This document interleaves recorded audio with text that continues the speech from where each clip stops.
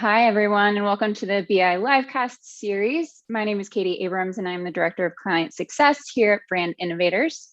Welcome to today's Influencer Marketing Summit presented by Influential. Today, we will be joined by marketing leaders from Lulu's, Liquid Death, Somersault, Remax, Shea Moisture from Unilever, and many more. Please be sure to ask questions and use the chat to engage with both our speakers and attendees. And without further ado, I want to welcome our host for today, Chris Dederip, from the Chief Content Officer at Influential. Welcome to the stage, Chris.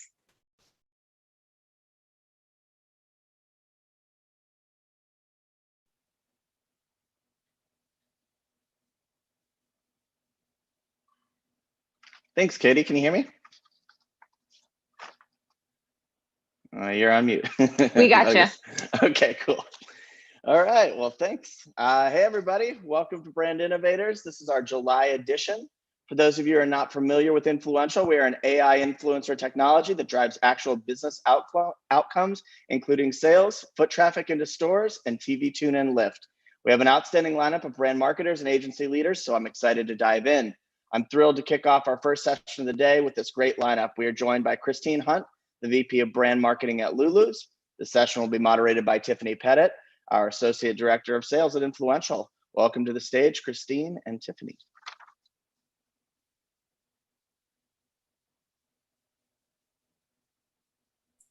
Hello. Thank you so ladies. much. Here we go. Have a great session, ladies. Awesome. Thanks, Chris. Hi, Christine. How are you? Hi, good. How are you doing, Tiffany? Good. You're inspiring me with the virtual background. This is my first time doing it officially. I know. I saw that when you guys had it. I'm like, yes, I love this. It's very much so your wheelhouse. So excited. Oh, I love this. Okay, cool. I'm really excited. I know you joined us last year. Excited to have you on again. I want to definitely just kick this off and talk a little bit about your role now at Lulu's. I know that you've held many digital marketing, paid social roles at a variety of different companies in the past. And now this role is kind of encompassing a lot of the work that you've done in your past. So let us know a little bit more about that and how you're working through things this year. Totally. Yeah. Well, first of all, just thank you guys so much for having me back. Really excited to be here again with you. So I joined Lulu's February of this year. Really exciting time just for the business and also for me to join the team. So they had me join as VP of Brand Marketing. And as you said, Tiffany, this is really leveraging a lot of the talents in my wheelhouse. So my background, it was really rooted in performance media. And so the first half of my career was focused on performance, like with paid search, with programmatic display, and then managing paid social, and then managing all of that plus analytics, working on mobile app. And really just as I went through all of the performance side, what I always kind of wanted was really a brand partner that would work with me in terms of the demand generation and capture. I like to say it's like a game of catch, right? And so brand is the pitcher. They're winding up, they're generating that momentum and that demand. And then they need to pitch it over to performance marketing, and we're really the catcher. And so with that, I always felt like a lot of times on teams, brand might be pitching out to left field, and I'm like, I'm over here. So, it was really through my experience in working at e.l.f. Beauty where I got to work on the e.l.f. brand recharge. So going from, what you knew as e.l.f. in 2017 to what they are today, really that bold repositioning, and then working across rebranding of Well People and building of Key Soul Care. That's really where I was cutting my teeth on brand and totally fell in love with it. So from that perspective, I was like, oh, wow, being able to manage the full funnel and being able to create that sort of partnership between upper and mid funnel marketing down to lower funnel, that's where you can see incredible ROI. So there I was managing full funnel. And then here at Lulu's today, what I'm managing is, the upper and mid funnel. So now I have an incredible partner, our VP of growth, who is just a wizard when it comes to performance and growth marketing. And then we work together on really making sure that we are bringing a full funnel lens to the business and playing that tight game of catch. So specifically the channels I'm managing right now, it's from the upper funnel side, paid, earned, and owned. So all of the paid media that falls under that. And then on the earned side, working with influencers, PR, and then owned our editorial on our blog, and then also our social channels, of course. I love that. I mean, you're definitely speaking my language, our language here at Influential. I know we mostly sit in influencer social space, but when it comes to working even with influencers, you can use them throughout your entire funnel, and it's really about, working with paid social team to just make sure we can be a little bit more predictive in a lot of our outreach while still being creative, I think, with content. Tell us a little bit about the creative process over at Lulu's right now and how those teams, how your team and the performance team are working together for that. Totally. And I think, for the creative process, it really depends on where we're activating. So there are some areas where we've brought in partners to really reinforce our strength. And we also have an incredible in-house team who has been, working on the brand for years. I think what's beautiful about Lulu's is we have great retention and a great internal community built within the company. It's like I was blown away in joining the company, just knowing there have been some people who've been working on the brand for so many years and have really helped to evolve it. So we have that really, really good insight in-house. And then, we've also been working with some additional agencies, for side projects to really help us scale quickly. And then when it comes to like our process, so for the own social side, it's really about, hey, how can we continue to show our personality in the right platforms, right? So it's like always noticing like, who is your audience you're speaking to in that platform? What is the language they're speaking? And then how do you mimic that so that you can find that common ground? So the way you're going to hear us show up in our content within TikTok is very different than what you're going to see on Instagram. Right. So from TikTok, this is a place where we are being a little bit more playful. We have content creators in-house that are coming up with great content, but also always leveraging trends. So we take a look at what's trending from a user behavior perspective and also what's trending in terms of music, knowing that audio is such an important part of that platform. Yeah. And then we leverage those together to come up with new content ideas as a team in our weekly meetings. Love that. I just love generally the fact that you have a really holistic approach to it, and to hear that retention is really good at the company is always really nice considering the environment many businesses and organizations are in at this point. So really awesome to hear. I want to chat a little bit about, because when I think of Lulu's, I think of it being a brand I was very much so invested in, years ago and even to this day, but it's evolved a bit. I feel like I went to Lulu's for, wedding inspired, I think dresses. I feel like the dress inventory is like out of this world. Now you touch a variety of different, I want to say categories in the apparel, from an apparel lens. What are you seeing as far as like an opportunity now that people are diving headfirst into fashion again, even if they're going outside only for a little bit amount of time? What are some of those opportunities you're seeing, or maybe even challenges within the apparel category this year? Totally. So I think, there's a lot to unpack there. So yes, we have completely grown. So dresses is still our core, and that's something that we will continue to service. That's what we're known for, are these like beautiful dresses, whether it's casual, whether it's something that's more formal. And then something that we expanded into right in our Q1 of this year was our wedding gown offering. So I think we were really known for having a great variety of the wedding guest dresses and then also bridesmaids dresses. And so, I always joke, it's like, the never, always a bridesmaid, never a bride. I'm like, well, now she's the bride because we have gowns.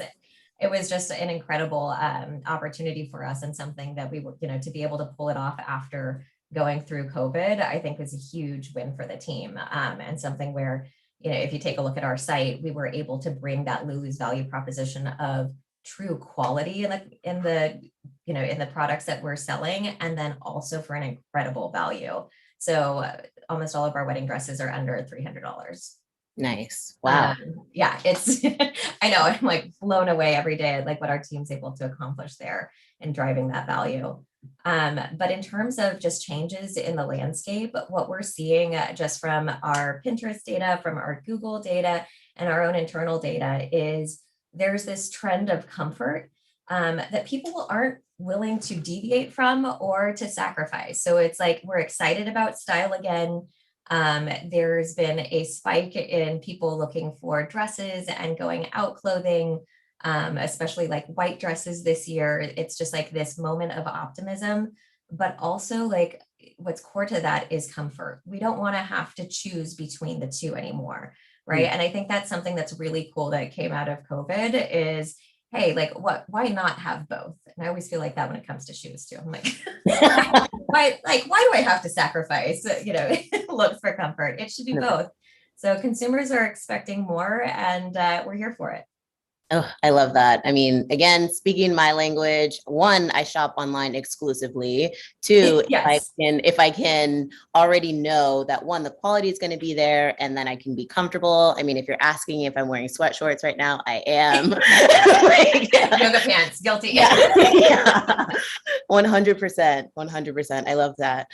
What are some other, because I know research has had to been a really awesome or interesting, I want to say, moment for you guys, just understanding what consumers are really into, especially on social. I'm sure you're hearing a lot of things from your audiences there. What are some insightful findings that you've seen from your audience besides definitely, owning comfort and style? What else are you seeing from an audience perspective that's helped you guys in planning out the rest of the year? Totally. So, we're big on internal insights. And I think that's also like the beauty of working at a place where everything is e-commerce. So, in a previous life, working at places that were omni, fantastic to have that store presence, but also, there was always the loophole of the data. And so it's like here, it's truly a closed loop solution. So we do have so much consumer insight data available to us from what we get from our social community, just through polling, also through what we get from our customer service team, who's been really incredible about bringing our brand personality through. Any sort of exit survey data, our site data, and then of course, regular brand surveys that we do. So we have been taking a look at this, and it's been incredible just to see where her mindset is in terms of what she's focusing on and what she loves about Lulu's. So we just recently did a study reconfirming that, hey, for her, it's really about the quality. And so I think that's something for us that we took away as an insight where, how can we better relay that message to her, and how can we show that in the way that she's shopping online? As you said, it's something, we're doing so much shopping online. How do you make sure that that selling point is there when she can't touch the product herself? So right now we're exploring, like, how do we bring that to life for her? How do we convey that? Is it through experiences or a virtual try on? Is it through, different shots that we're taking of the product? Is it through product movement? Right. And then where are the right places to show up with that type of content for her when she's ready for it? I think some other data that's really interesting is just, reconfirming, like, who is our customer, and how do we make sure, knowing that we are a brand that prides ourselves on bringing this incredible value, but that, at prices within reach. That's something that we have to check ourselves on regularly. It's like, in reach to who, because it's all relative. So just understanding, from our brand data, we were able to get her median income, and kind of check ourselves in that regard. Social listening is a huge piece as well. So like I said, we have both our community management team who's regularly relaying, this is what she's concerned about, or this is the percentage of responses we got back in terms of, wanting to see, more diversity. As we've posted that, we've gotten a lot of really positive feedback. And as we are posting more real people, and that's really where influencers come in, is how do we show that diversity of the brand and that richness of the brand through them, and show our audience more of what she wants to see, and it's people she can relate to. Yeah, I love that you gave an answer that is not just as far as like who your target is. It's not just, female, 18 to 35 or something like that, living in a metropolitan area. There's really so many facets. I mean, one, I definitely fit within that demo that you guys are looking to reach. Yeah. Even for me, I love online shopping, but I also want to know that what I'm getting online is I want to make a bet that what I'm getting online is actually going to be what I end up receiving, what I see online, what I can feel and touch. I also like sports, but I can also wear, a dress very, very occasionally. So it's just really interesting that you guys are thinking about her as not just this kind of siloed woman, but she has many layers to her. And I'm sure that you guys are continuing to get those sort of insights from them. And I think that's something that we've also leaned into in social, right? So like a, beautiful campaign example of this is, I've seen different like short form videos and social where it's like, I'm this, but I'm also that. Yeah. Right. And that's really encapsulates the woman of today. We are so many things and we are so dynamic. And I think that's what's great about Lulu's, is because like now you have this room to play around with that version of self-expression, right? In so many different facets, and at the prices, you still have the room in your wallet too. Exactly.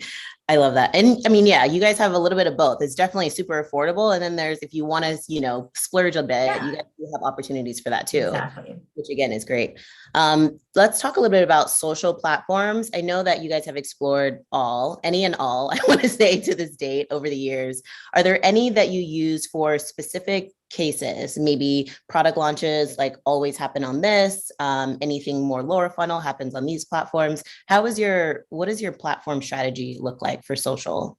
Sure. And so like I would say like we don't do everything so cut and dry like that. And I think a lot of marketers out there relate to that. It's within these platforms, there are so many different ad formats today, and even organic options, that it's really about creating this conversation, and like, what is the right way to start the conversation? What's the right way to continue that conversation, to re-engage? So for us, typically what we do is we take a look at, okay, if this is a big marketing initiative, how do we tell a full funnel story, and how do we tell that 360? And so we really get together with our cross-functional partners and decide what's the right way to bring this to life in your own channels. And it's okay, in some of those platforms and in some of those channels, it may not make sense for that particular activation, and that's okay. But it's like, let's have that conversation and all align on that up front. So typically what I'm going to look for is, who is the audience we're trying to reach first and foremost? Where is that audience? What is the message that we're trying to drive? Okay, how are they speaking in that particular platform? And how do we really make it native to the platform?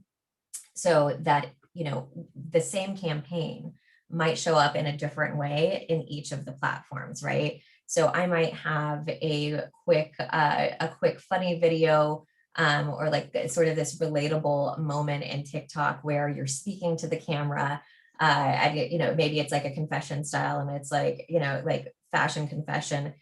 Even when my life's a mess, like as long as my like bra and underwear are matching, like I feel like I have my life together. Yeah, things like that.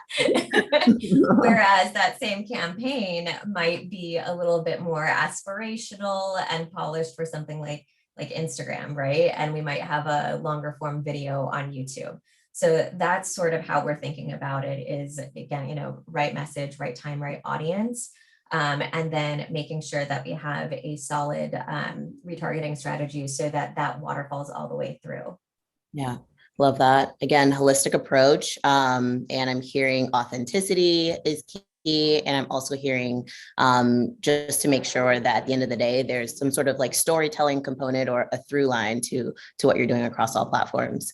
What about when it comes to some of the more innovative features that platforms are releasing recently? I know it's like kind of early, but TikTok live shopping and stuff, experiences like that. I know Instagram has a shopping function on there as well. Have you leaned into those? And is that sort of like maybe something you do on a regular basis or something that's more geared toward holiday and, big shopping events?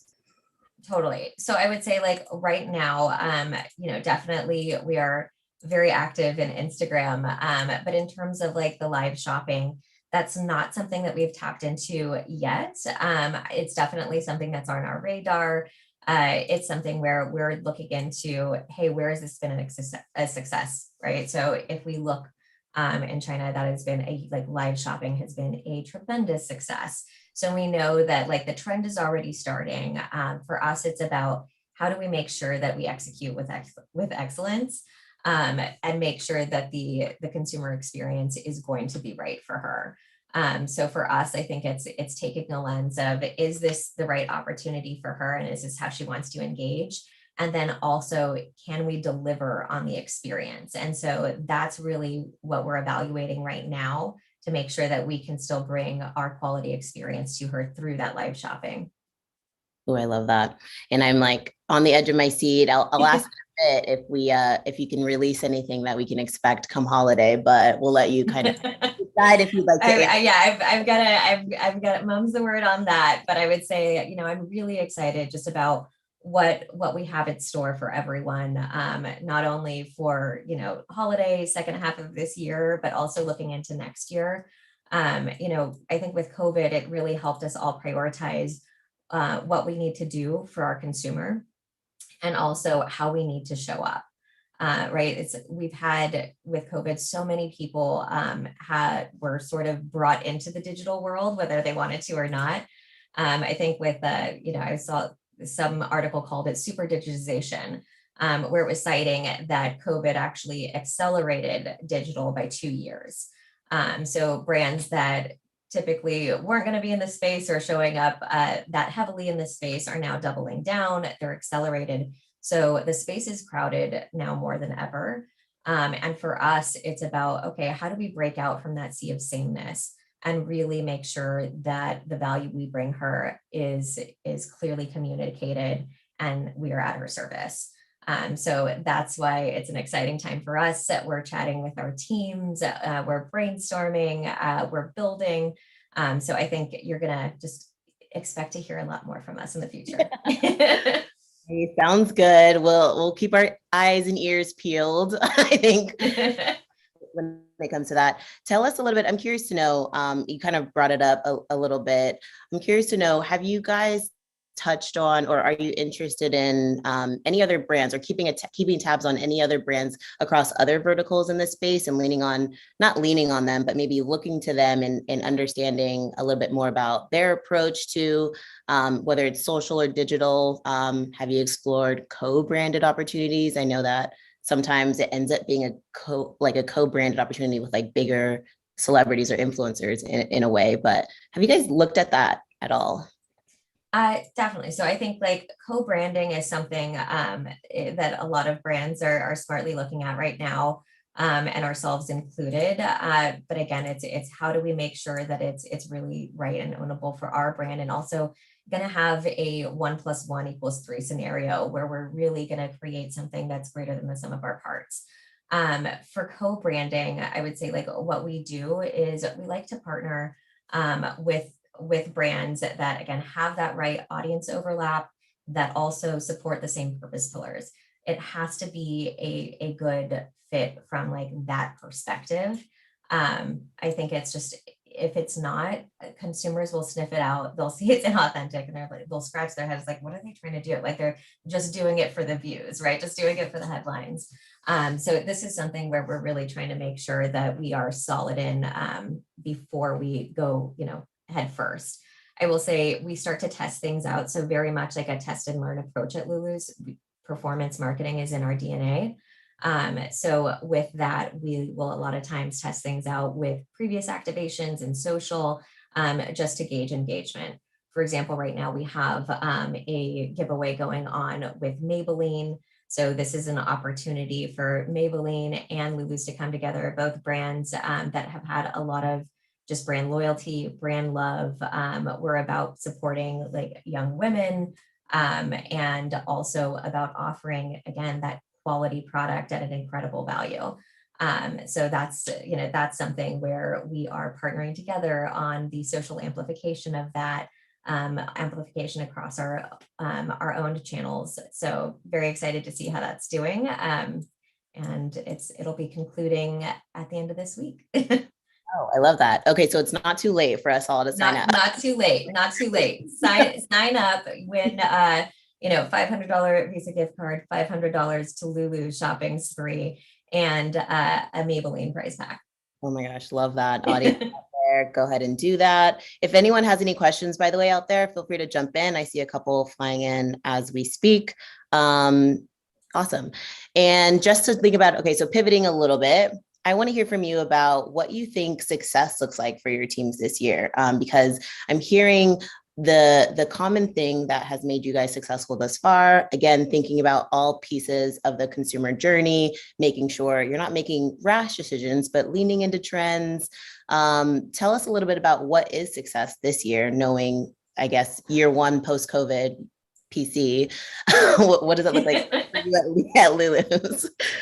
I would say this year is really about scaling for success, right? So we had to, I think pretty much everyone in our industry with COVID had to abruptly scale down their businesses with demand. And now that demand is surging and we have all of this pent up demand, right? Which has been extremely challenging for any business to forecast for. Now we have this pent up demand, this excitement. So it's about how do we scale with that and how do we now speak to a broader audience. So we've always had our core and they have been extremely loyal, right? When we have someone who's been indoctrinated into the Lulu's family, they stay with us for years. So that's pretty exciting. If you're taking a look at our age demographic that we span, it's quite large.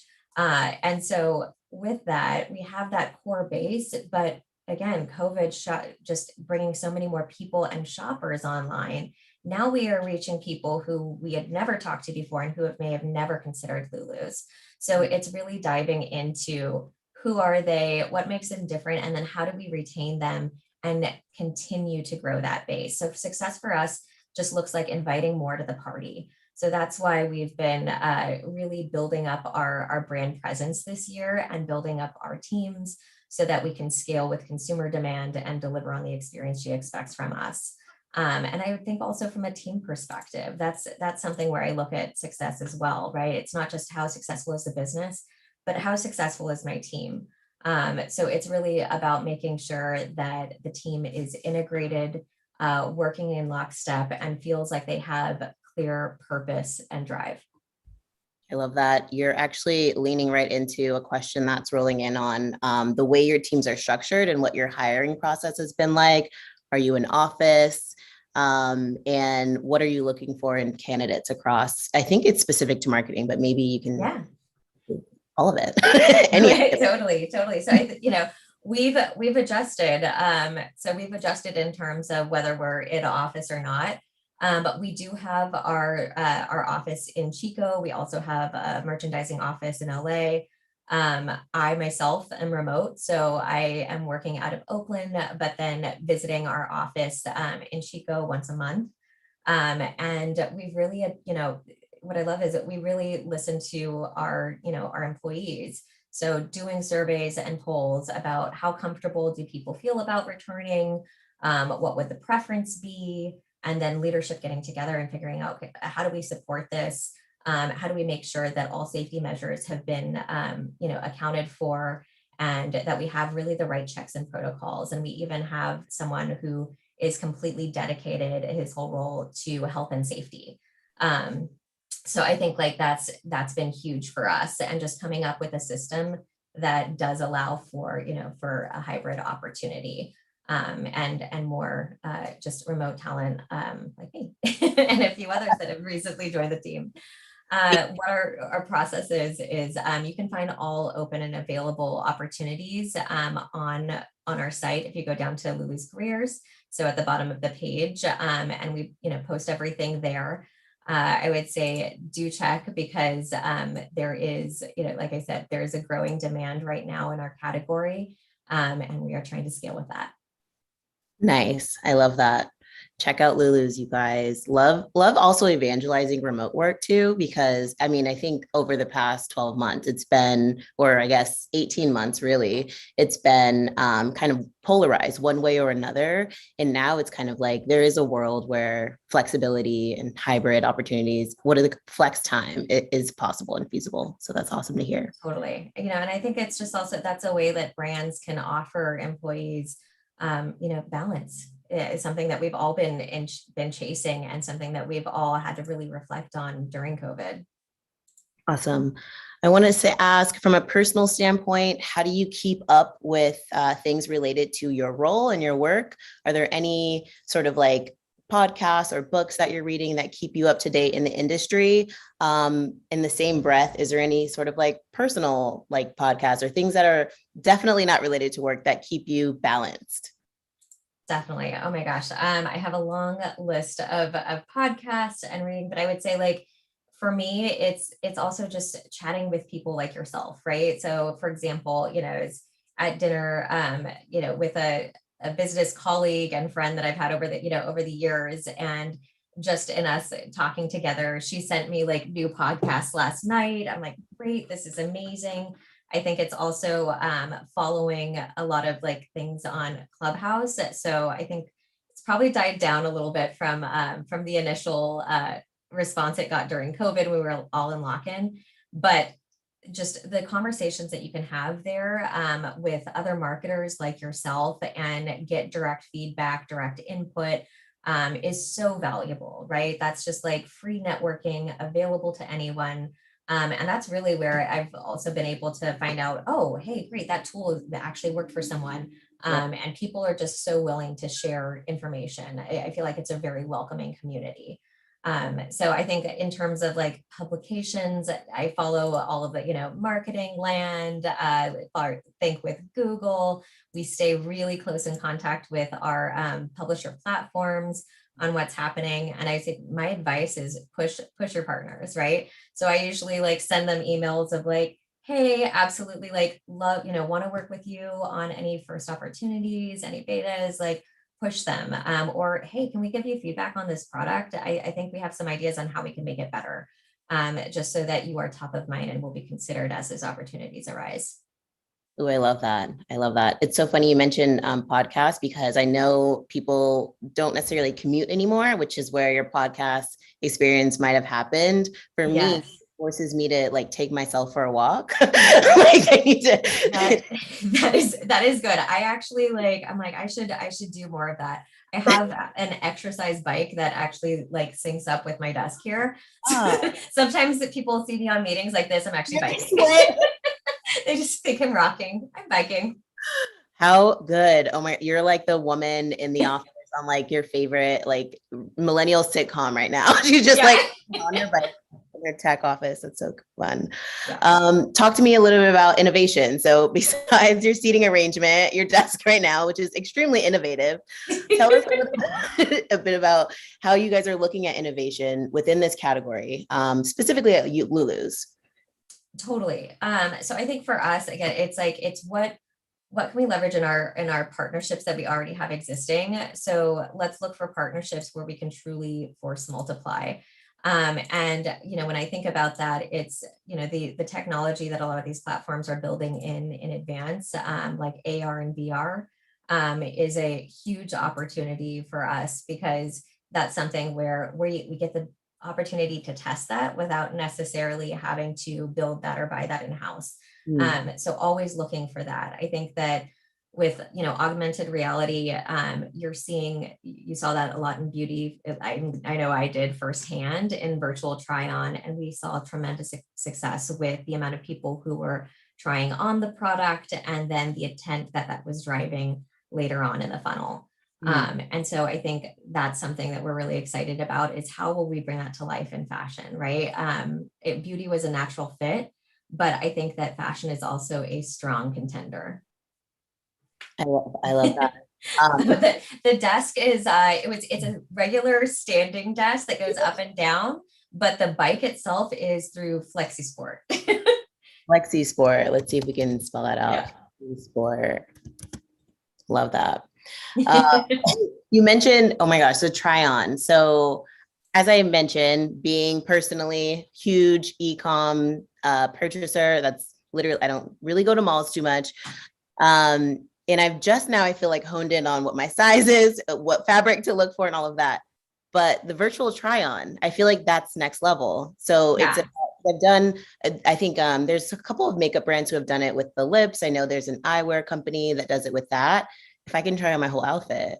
Exactly. So that's what we're pushing partners, to create right now, is how do we create that for fashion? So, when I was at ELF, this was something that we did across our own mobile app. We also were able to do that across, Instagram, across Snapchat. And then we had a whole case study with YouTube where it was the first time you were actually able to do it in an ad, which was really cool. So it's like you're watching a YouTube ad and she invites you to like try it on with her, and you interact with the ad and can actually try on the same thing that your model, who was actually an influencer because it was locked down, was trying on at home.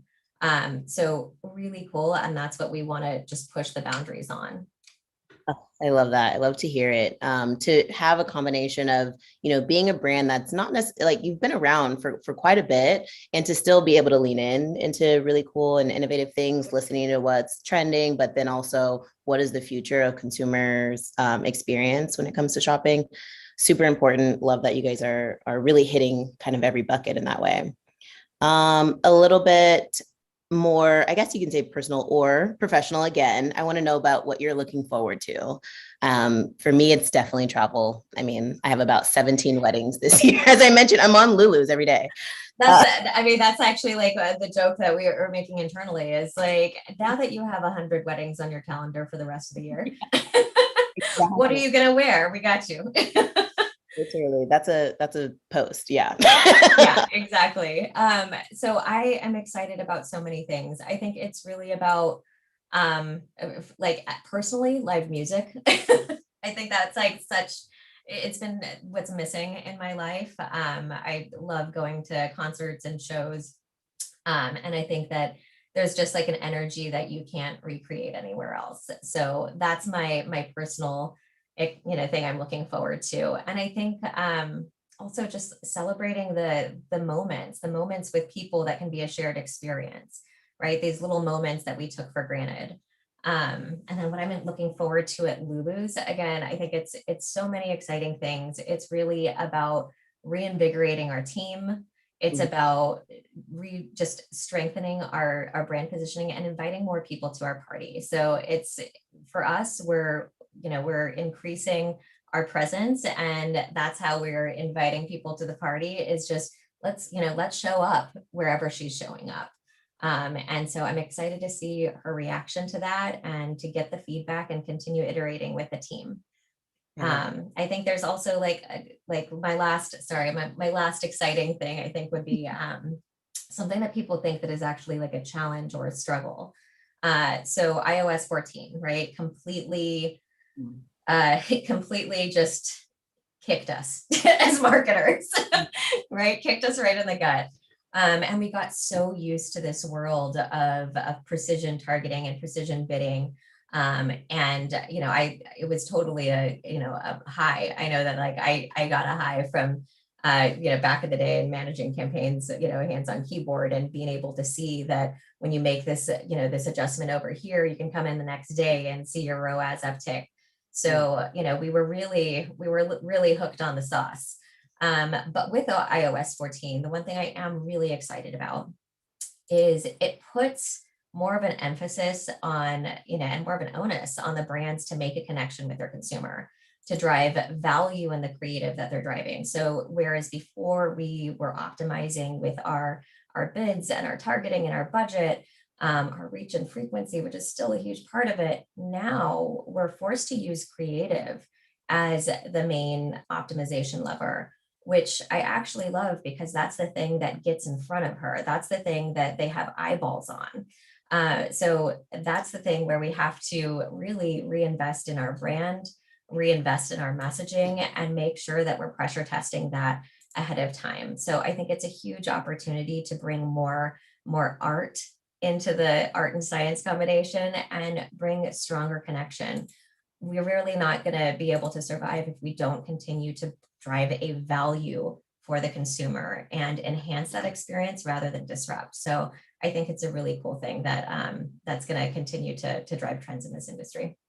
I love that. I know we were speaking previously and I was like, you're going to give said major social platform a run for its own money in creating things, internally on the brand side, or at least putting processes in place that allow you to do your own sort of testing and optimizing and understanding like what works for you instead of letting sort of a platform dictate that for you. So how much fun, like, I can imagine, I'm envisioning what some of those like war rooms or brainstorm rooms look like. It sounds like a really awesome experience.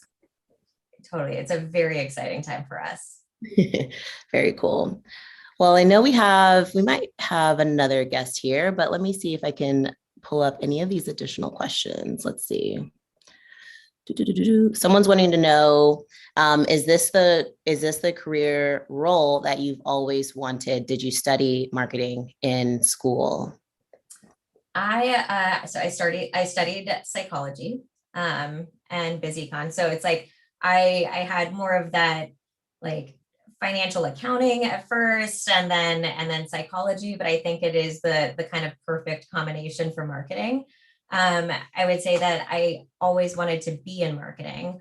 Initially, when I got into the industry, there weren't a lot of marketing jobs available. The economy had crashed. So it was 2007. So I had to get in where I could fit in. And that's actually where I ended up getting into risk management for a real estate investment trust. So worked on that, worked for an incredible boss, Mary Jane O'Keefe, who truly just continued to foster growth and curiosity in me. While it was risk management, and that was all litigation management and insurance placement, she continued to also foster this like love of just literature and poetry with me. And then, taught me skills of, hey, how do you risk forecast?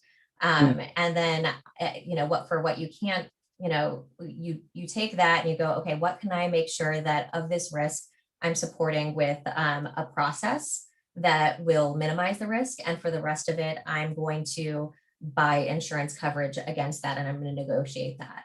Well, was able to parlay that into forecasting for marketing and then also negotiating for all of the placements that we do in marketing. So I think like very different industries, but really transferable skills and a really fantastic mentor, which she was the one who told me, she's like, girl, you wanted to be in marketing. Like you gotta get out of this right now because like clock is ticking.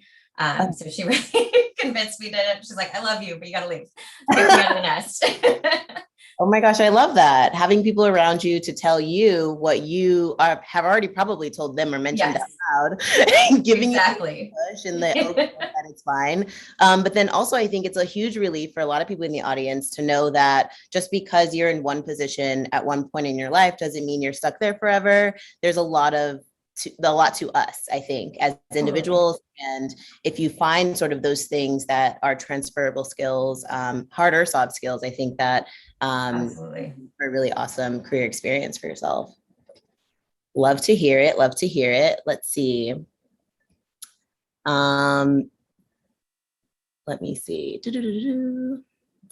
FlexiSport. Any other innovative at-home office equipment or recommendations you have? Notepads, whiteboards.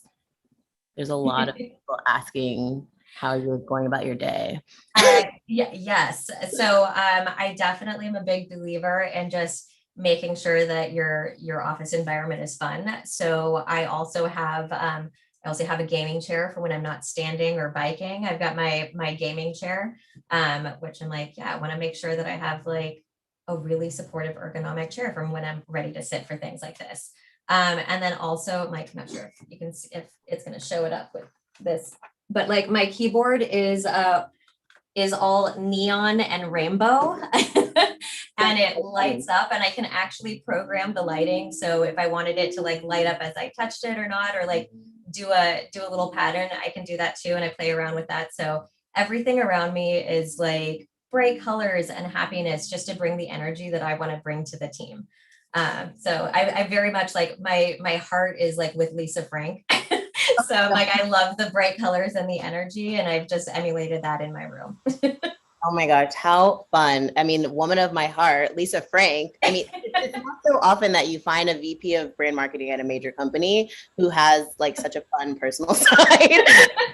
I'm like, that's like, we got to bring the joy, right? Like, I mean, to get through it, I love to hear it. Sounds like a lot of balance and a lot of cool things going on in your world. So thank you again, Christine, for joining. This was awesome. Thank you. Thank you so much for having me.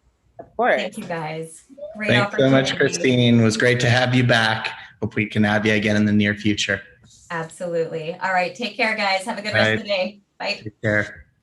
So a big thank you to Christine and Tiffany for joining us today. It was such a great conversation. For our next chat of the day, we are joined by my dear friend, Amy Friedlander, Chief Business Officer at Liquid Death, an awesome brand that I'm really excited to have you guys hear more about. The session will be moderated by Lee Grant, the Director of Sales at Influential. Welcome to the stage, Amy and Lee. Great to be here. Hey, Amy. Hello. Looking good. I like this. You dressed up for us today. That's right. I'm wearing sweatpants, but you look awesome. I may have shorts on the bottom, but you can't see it. Yeah, exactly. That's the key to it all. Yeah, it's always like, you never know. It's business up top, party on bottom. Exactly, mullet style. All right, well, I'll let you guys have a great conversation. All right, cool. So thanks, Chris. Okay. Thanks. How's it going, Amy? Good. It's going great. Good. I think we might have a video to play here, so we'll see if that comes on here. Are you still in New York? I am. I'm still in New York. So Very cool. spending a little time here. Yeah, I know. Back to it. the West Coast. I'm getting nice. best of both worlds. Yeah, there you go. I'm jealous. That's awesome.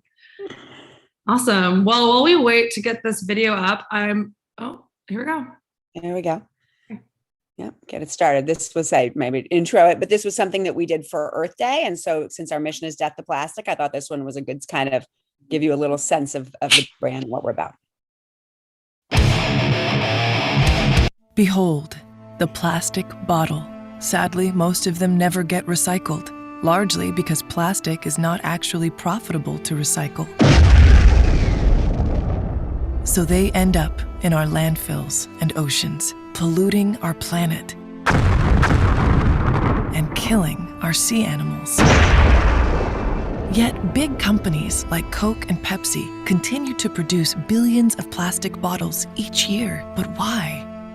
Our best guess is that they must really, really love plastic, like more than anyone. So maybe they'd love it if we sent them back all of their favorite plastic bottles. Introducing the Loving Homes for Plastic initiative. Starting this Earth Day, go to liquiddeath.com/lovinghomes and grab a 10-pack of cool prepaid postage stickers. Just stick one on an empty bottle and toss it in the mailbox. You can actually mail plastic bottles. You can even mail a coconut. It's true. Giving this plastic a loving new home that isn't landfills or oceans. The sea life and planet will be so happy. And you'll be happy too. Loving Homes for Plastic. Making the world a happier place. From Liquid Death.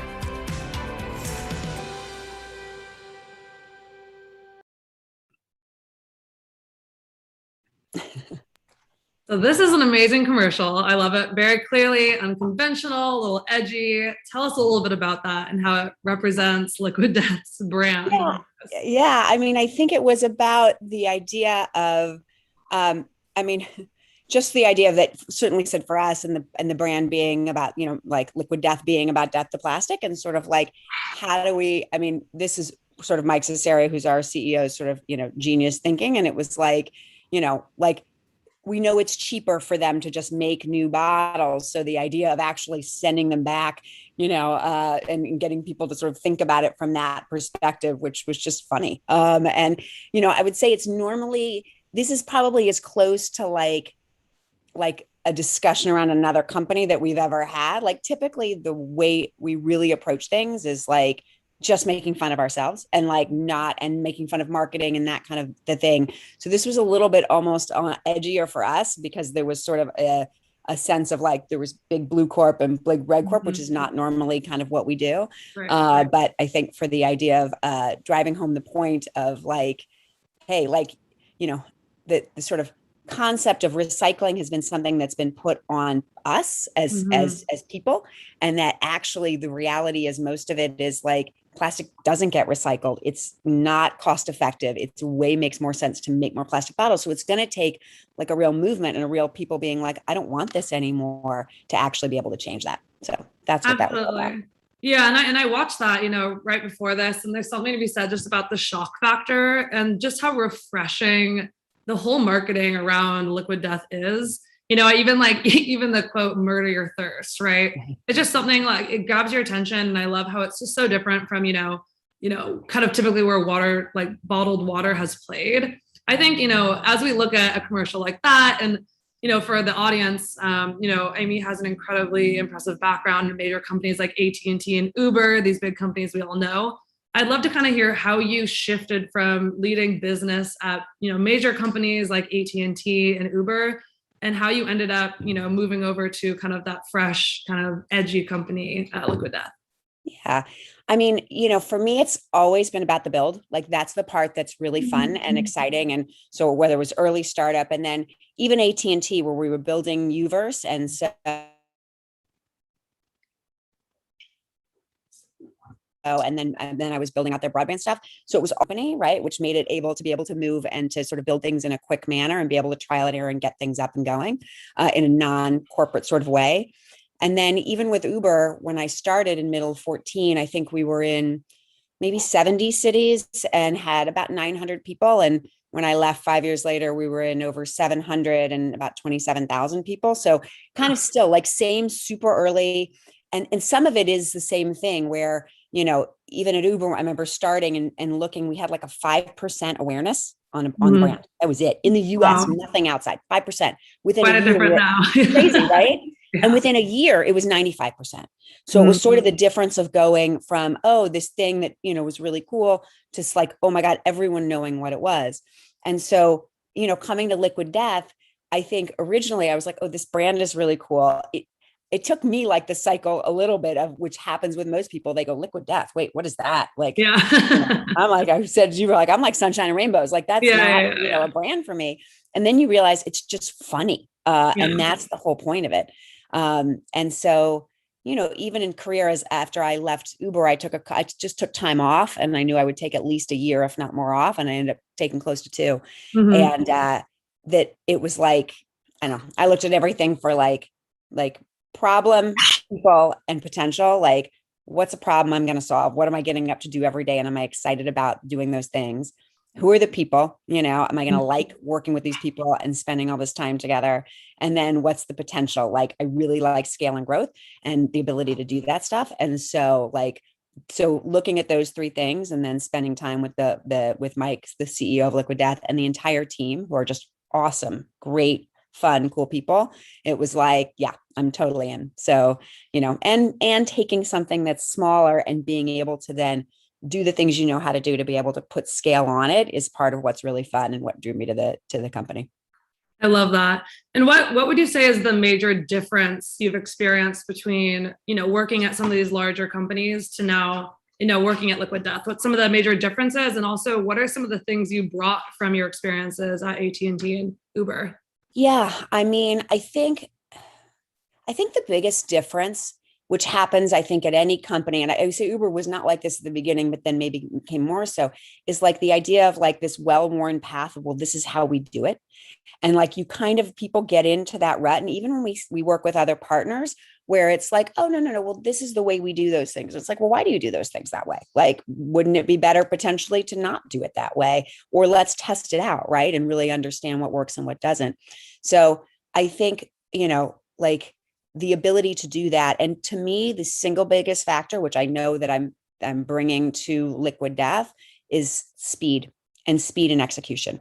Like, I remember people would always be like, Uber, I should have had that idea or whatever. And it's like, no, you should have been able to execute. And like, I've never worked with a team who we could turn, decide what we were going to do and move, and like everyone row in the same direction and do it quickly. And so I think that when you're trying to win, particularly as an upstart or someone who's not the big corporation, like your ability to move with speed, to test what works, throw gas on the fire of what's working. If it's not working, to be able to quickly change and go, okay, cool, great. I'm going to learn from that and figure out what didn't work on that and then move on to the next thing. So it's definitely bringing those lessons, here to Liquid Death for sure. Awesome. I love that.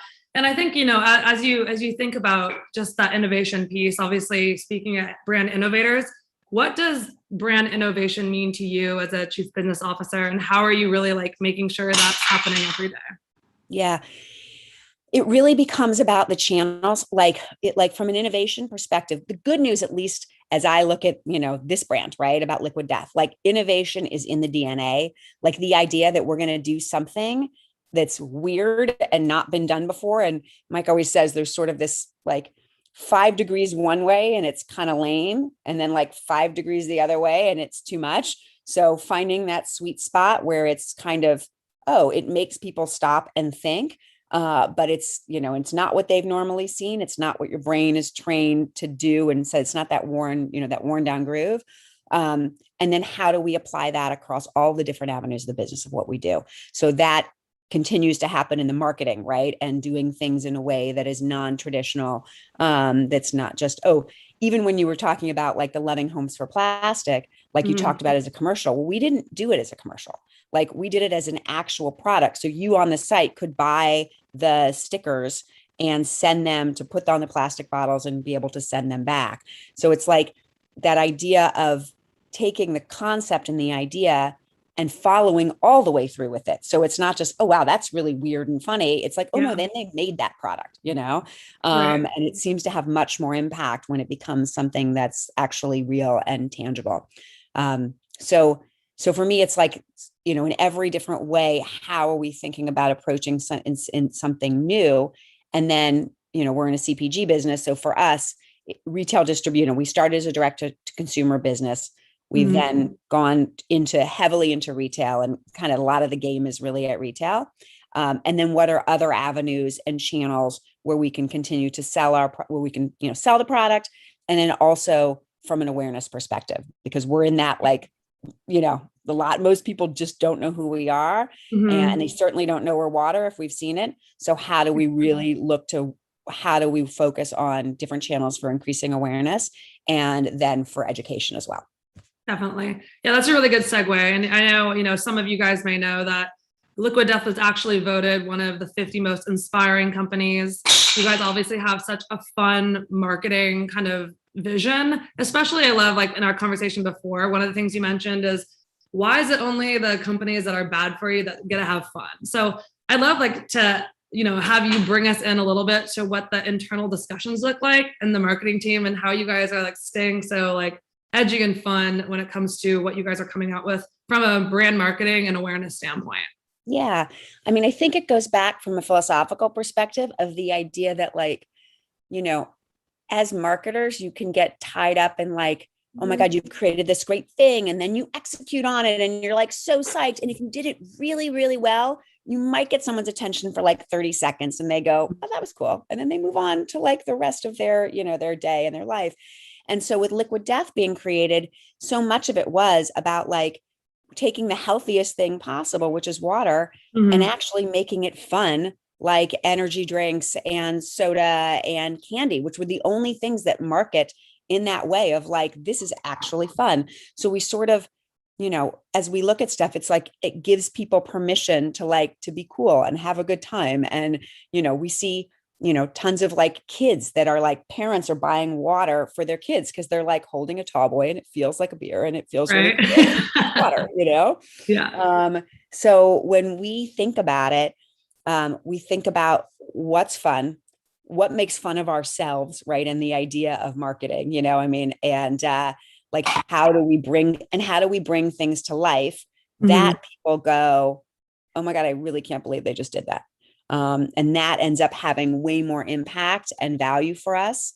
A recent one we just did, which we just launched the premiere and then we'll go to out. We actually made a horror movie. Yeah. That's pretty epic. I love it. Right. And I almost showed that trailer, but I was like, oh, let's do different. But everyone take a look at it. It's called Dead Till Death. And, basic concept is your classic, kids go camping in the woods. They stop at the store to get cases of liquid death. And then the cans come out to, they have their own reasons for coming alive and for, like wanting to rid plastic and, get rid of pollution. And it's just really funny. So it's like, we actually created a movie and sort of thinking was like, we could spend the same amount of money on a 30-second spot, or we could make a movie, and then kind of create all of the things that go around that movie and posters and t-shirts and the experience around the entertainment. Right. And that, like, the value of that is so much higher. And it's even from an ROI perspective, we haven't even launched and it's proved out to be like a very successful way of marketing for us. By actually, we think about marketing as entertainment, right? Yeah. And like, what are people, and we talked about this a little, like, we're very like, one of our core values is that, people are not consumers, they're people, right? And they're smarter and they deserve your attention and they're not the sum of the things they buy, right? Like it's just not, that's, we want to talk to people, not to consumers. And we want to make things that are interesting and entertaining for people. That then in turn, they have the love, kind of, we feel the love and the love for the brand. It's great because I know you mentioned that to me, and I think it's such a nuanced thing to say, but we get so like into the, I guess, like norm or routine of talking about the consumer journey and kind of like not remembering at the end of the day, like, we're people, we're at the end of the day want someone who's going to excite us and speak to our values and needs, right? And one of the interesting things, we talked about too, is Liquid Death has historically had such like a passionate audience, but it has been like, there's very niche communities that you guys speak to, right? There's the music scene where I know it's been like EDM and punk, and you guys have a really like significant hold there. And also, things like environmentalists, right? Moving away from plastic. How do you, one, identify these audiences and figure out what kind of messaging and creative or entertainment or partnerships for that matter speak to them, while also shifting to move to more of a mass awareness, right? Not so niche, but also just known in the mass kind of, public market. Yeah, the whole thing is like, how do you still appeal to your core demo but get bigger without, as we say, like losing your soul, right? And sort of the soul of what Liquid Death is. And so, yeah, for sure. Like, we started out like with roots in like punk and metal, because it's Liquid Death and it just sort of fits with, everything in that way. And then it's been actually, I think, probably one of the smartest things that the company had done, and I can't take credit for it at all, but has from the beginning, created a lifestyle marketing team with this guy named Styx, who worked for Past Blue Ribbon and a bunch of brands, and he's just the greatest. And the idea was really to have people that were endemic to the audience, who are helping and working with us. So, a woman, Jen, is the lead singer of the Bomb Pops, the band. Blasco was a, guitarist for, for Rob Zombie and for, like all of these different amazing bands. We have, a professional snowboarder, professional skateboarder, like people who are endemic and like authentic to their actual, these are their friends. And so they're able to take a product in to those groups in a very like real way of being like, I love this, check this out. And then that's sort of how that love has grown. And so we're looking to really expand. So we've kind of started that way, done cool things in the areas that are like core to us. And then it becomes about taking that same value and the same sort of irreverent, and expanding it. And I think that's through the fact that it's fun. Like, I don't know. I think about this a lot, like from an impact perspective that the company can have. And it's like, if if drinking water and making it fun and having it in this, our brand and the kind of cool factor and like, great, like I'm at a club, I'm at a show, I'm at a party, and having that vibe is the thing that gets people to get rid of single-use plastic. Like, yay team, right? Like, we've done the job. And I think it really comes down to that. People tend to make emotional decisions and like, and then want a justification for them. So it's sort of like, this is fun and really cool and it tastes good. You have to obviously have a good product, right? For people to have that has to kind of, that goes without saying, I guess that's a table stakes. And then how do you make that? It's, it's for us, it's about how do you make it really fun and entertaining? And then that's the behavior and they feel good because, and I'm also doing something that's better for the environment. It's a much easier path than I should be doing this. I should be drinking this. This is what's right for, for my health, for the environment, or for whatever it is. Flipping it and being like, oh, this is fun. Oh, and it's good too. Great. And that's kind of how we think about everything. A 2-for-1. I love that. Yeah. And I know you guys have some like really exciting new partnerships, like major congratulations for Live Nation. I'm curious, as we're talking about your guys' audience, what is kind of the internal process on how you're analyzing the data of your audience, like what conversations are important to them, and then using that to put partnerships together like Live Nation. Totally. Yeah. I mean, like for us right now, I mean, some of it is, it's certainly starting to understand what our demographics are like, and it's interesting. We actually don't know as much, I don't honestly yet, as we're going to, and as we need to, right? Because we are in that place where it has become, we've moved definitely out of like niche, but moving into mass where, we're at Whole Foods and 7-Eleven and Sprouts and Publix and started in Targets and Walmart's, like that sort of large distribution and becoming mass has started. So when we think about the sort of who our demo is, like, even as we're thinking about new channels, it's sort of like, we know we do skew male for sure. But we also are digging into our Whole Foods information to be like, well, who's the Whole Foods shopper, right? And is that someone, is she buying, is it a woman that's buying it for herself? Is it a mom that's buying it for her kids? Is it a guy who's buying it for, themselves or others, et cetera? So we've looked at it almost more like in a psychographic way, I would say at this point, where it's like, cool, where are people having a good time, right? And, when the pandemic happened, we had all of this movement into on-premise that didn't happen because no one was going anywhere. And now as the world has come back, we've had a very heavy focus on cool, like people are out and they're enjoying themselves. They're at festivals, they're at shows, they're at, parties. Like, we want to be the water and we want to be the thing that's like the best thing for you at that party. But that you actually have a really good time, enjoy. I love that. Well, that's a good segue into kind of the influencer and ambassador world, partnerships from major, companies to people, right? And I know, you guys are working with awesome people like Tony Hawk, Steve-O, Machine Gun Kelly, Chainsmokers.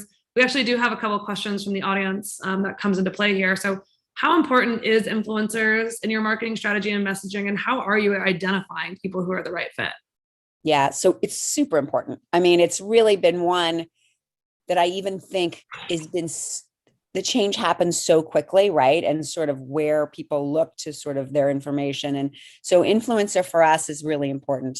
And in fact, most of what we show, even from our own social channels, is other people, right? It's people who are fans of the brand, who are doing things with it. We're starting a contest actually today called Crack Open a Water, where it's like, what's the dumbest way you could open a can of liquid death? And then the top winner will get tickets till death. So it's $1,000 from Live Nation for the next 30 years.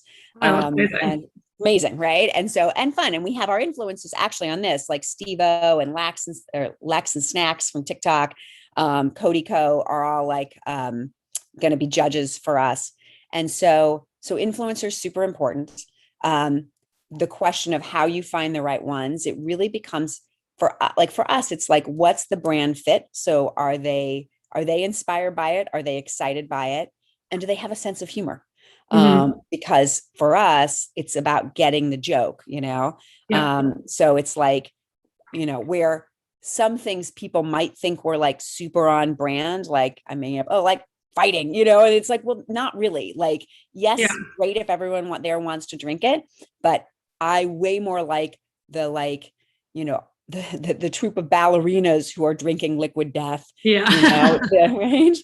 Yeah. Like a lot of our best factor. Totally. Yeah. The best content we've had have been like, and even from a social perspective, like Milo the cat, like there's this cat and like drinks water and influencers. Yep, exactly. Totally. Right. I mean, it's really funny, but those are the kinds of things. Or Baba, this grandmother who they gave her, liquid death thing. And so kind of it's the juxtaposition of things that you wouldn't think are straight on the nose and that also then are funny and inspiring. Like that's the kind of thing that we certainly look for. Yeah, I love that. We have another question here, essentially just asking how you guys balance macro influencers. Obviously, like, some of these major musicians or athletes are huge, right, and well-known compared to some of the micro influencers, right? And how do you identify what role they play and how they resonate with your audience? Yeah, I mean, it's sort of trial by error in a way. I mean, at all levels, there are people who really love the brand, right? Yeah. And so for some of our bigger influencers, Machine Gun Kelly and Wiz Khalifa and Tony Hawk, and like they love it and they're literally invested in it and are ambassadors and like they're excited to be a part of it in that way. And so I kind of look at it in the same way as we look at everything from a marketing and sort of sense of a pyramid. Like there's certain high impact, high value. We're going to spend more money. We're going to do certain things with a few that we think will have a large impact. Yep. And then we spend a lot more kind of at the sort of bottom side of the pyramid where it's like, who knew that Milo the cat would do so well, or there's a woman on TikTok named VFlow who just does these like things from convenience stores. She works in a convenience store and like kind of creates these jokes. And so she loved it. And sort of, we did a little tiny thing with her and that did extremely well. Yeah. So I think from our perspective, or certainly from mine, it's about, because you don't know, because it's art and science, right? You just really don't know what's going to resonate and spark with people. So I'd rather spend more time in this sort of micro area, right? Yep. Figuring out what does work and trying, and then being able to like, try to put, effort behind those things versus spending all our time on a big thing and having it not. That said, we do spend equal time where we're going to be coming out with some of our videos with some of our influencers that are really funny. Like the concepts are great. And so we think those also will resonate because regardless of like the size of the influencer, it has to be about funny and about resonating with the brand. Like, I think that's when people get into trouble, when they try to use somebody who's bigger and they have this mass following, but it's not really, it doesn't mean anything to their product. Or what they're trying to sell. So like, I think it works for us as long as we're really true to that core of like, this person loves it, they get the joke, and we can do something that's funny, then that's what works.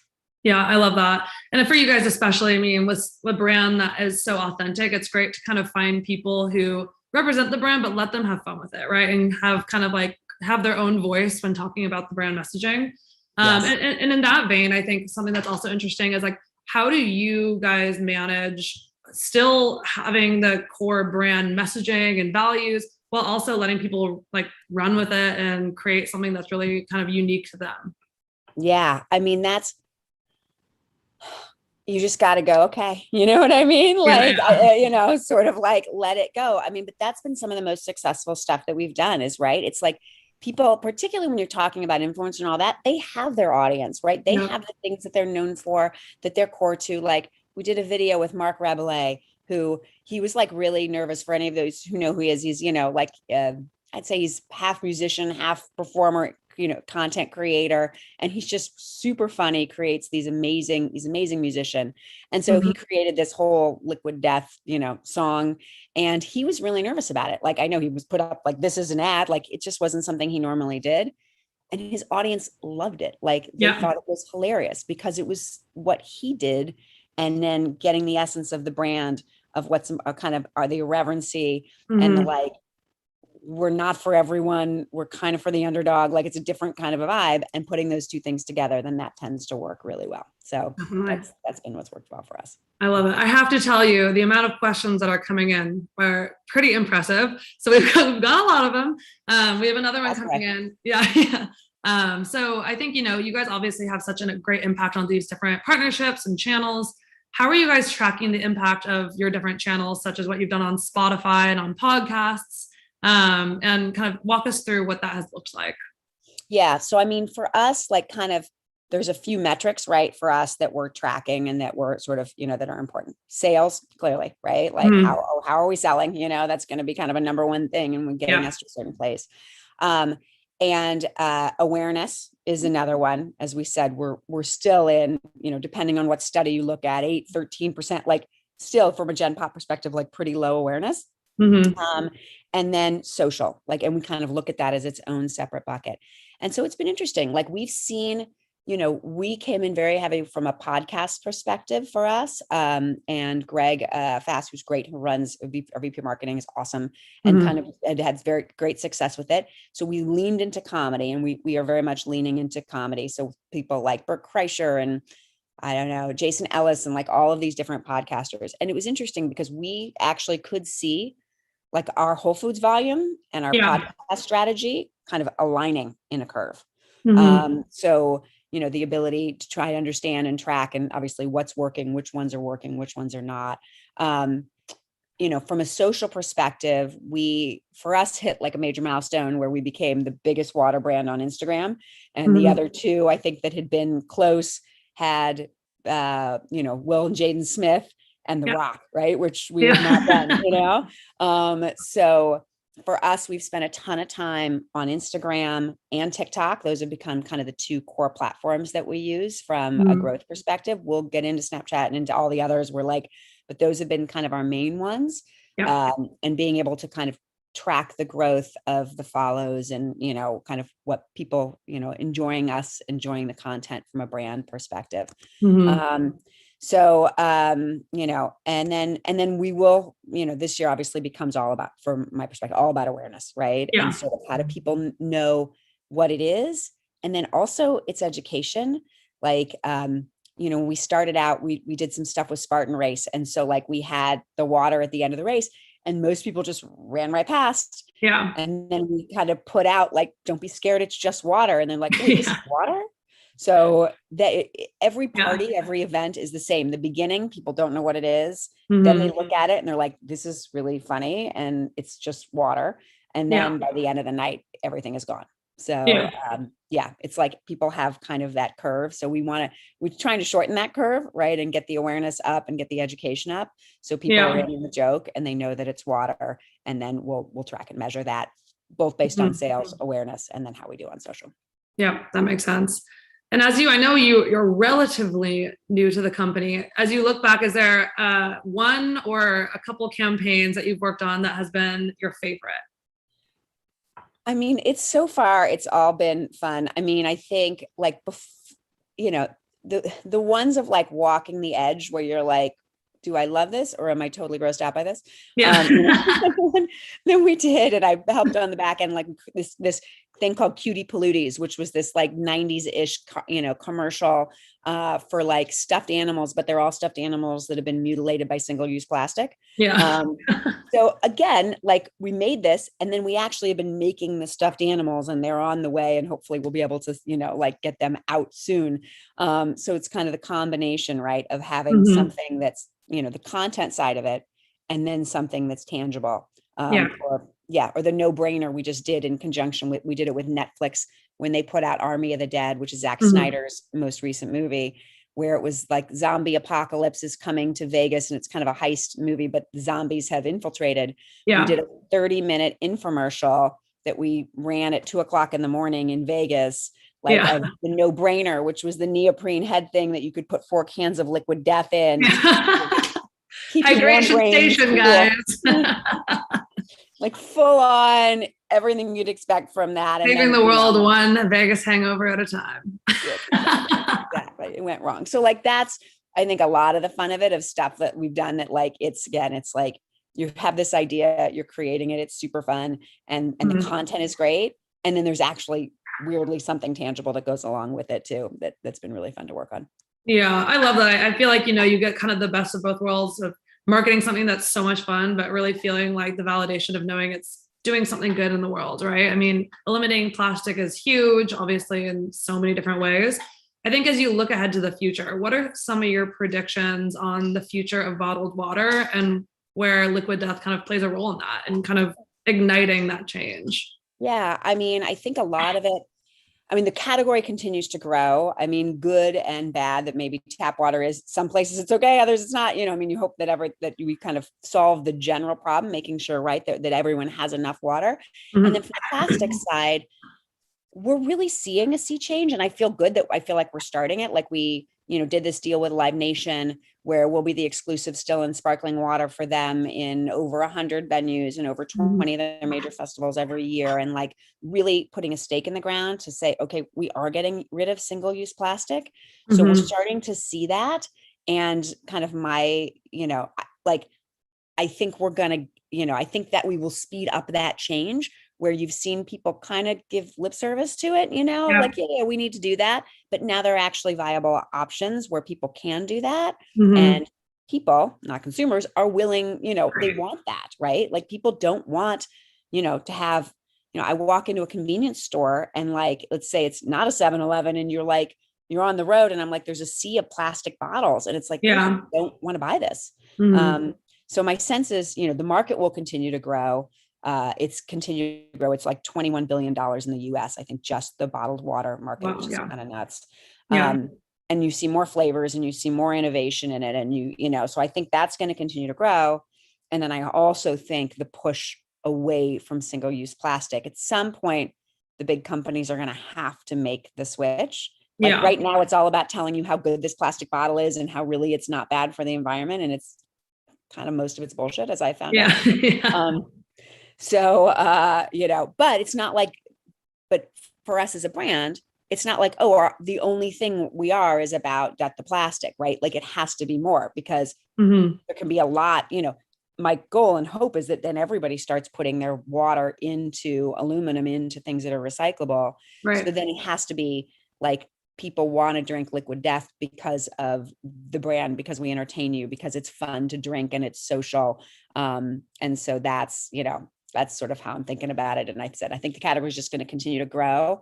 Yeah. And I'm hopeful that we will help speed the demise of the single-use water bottle.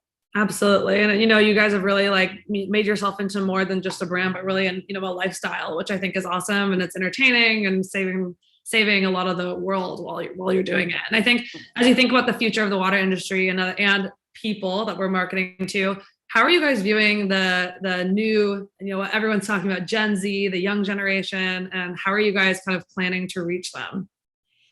We are reaching them. I mean, I think that's a core part of our audience. I mean, like, TikTok, number one, right? Yeah. I mean, and like everyone, in that generation is pretty much on TikTok, and it has been our fastest growing platform. I tried to pull, I'm trying to think what the numbers were.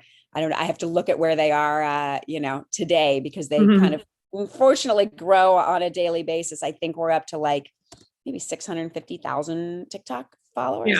Yeah. So it's like anything, reaching people where they live, right? And we'll have to make sure that we're on that platform and whatever the next one is, and the next one that sort of comes up and grows. And then I think it's the fact that it really does resonate. Like that generation cares. Yeah. I mean, and they don't want to have single-use plastic, and they are concerned about the environment, and there are like all of those things as well. And we're finding that generation doesn't drink as much. So it's been an interesting shift from that perspective too, because a lot more of of drinking age or not, like that sort of generation doesn't, that alcohol consumption has gone down. So people are looking for an alternative and something fun, and that they can, be at a party and drink a Liquid Death and not feel like, I feel bad because I'm having a water and I'm not having a beer. So those are, we'll continue to do it that way. And then as for us, like we always use the term cans in hands, right? Like we know that when someone holds our product and looks at it and checks it out, that they have a really good time and they'll share it and show it and all of that. So we'll continue to, get cans in hands as we go forward for that generation too.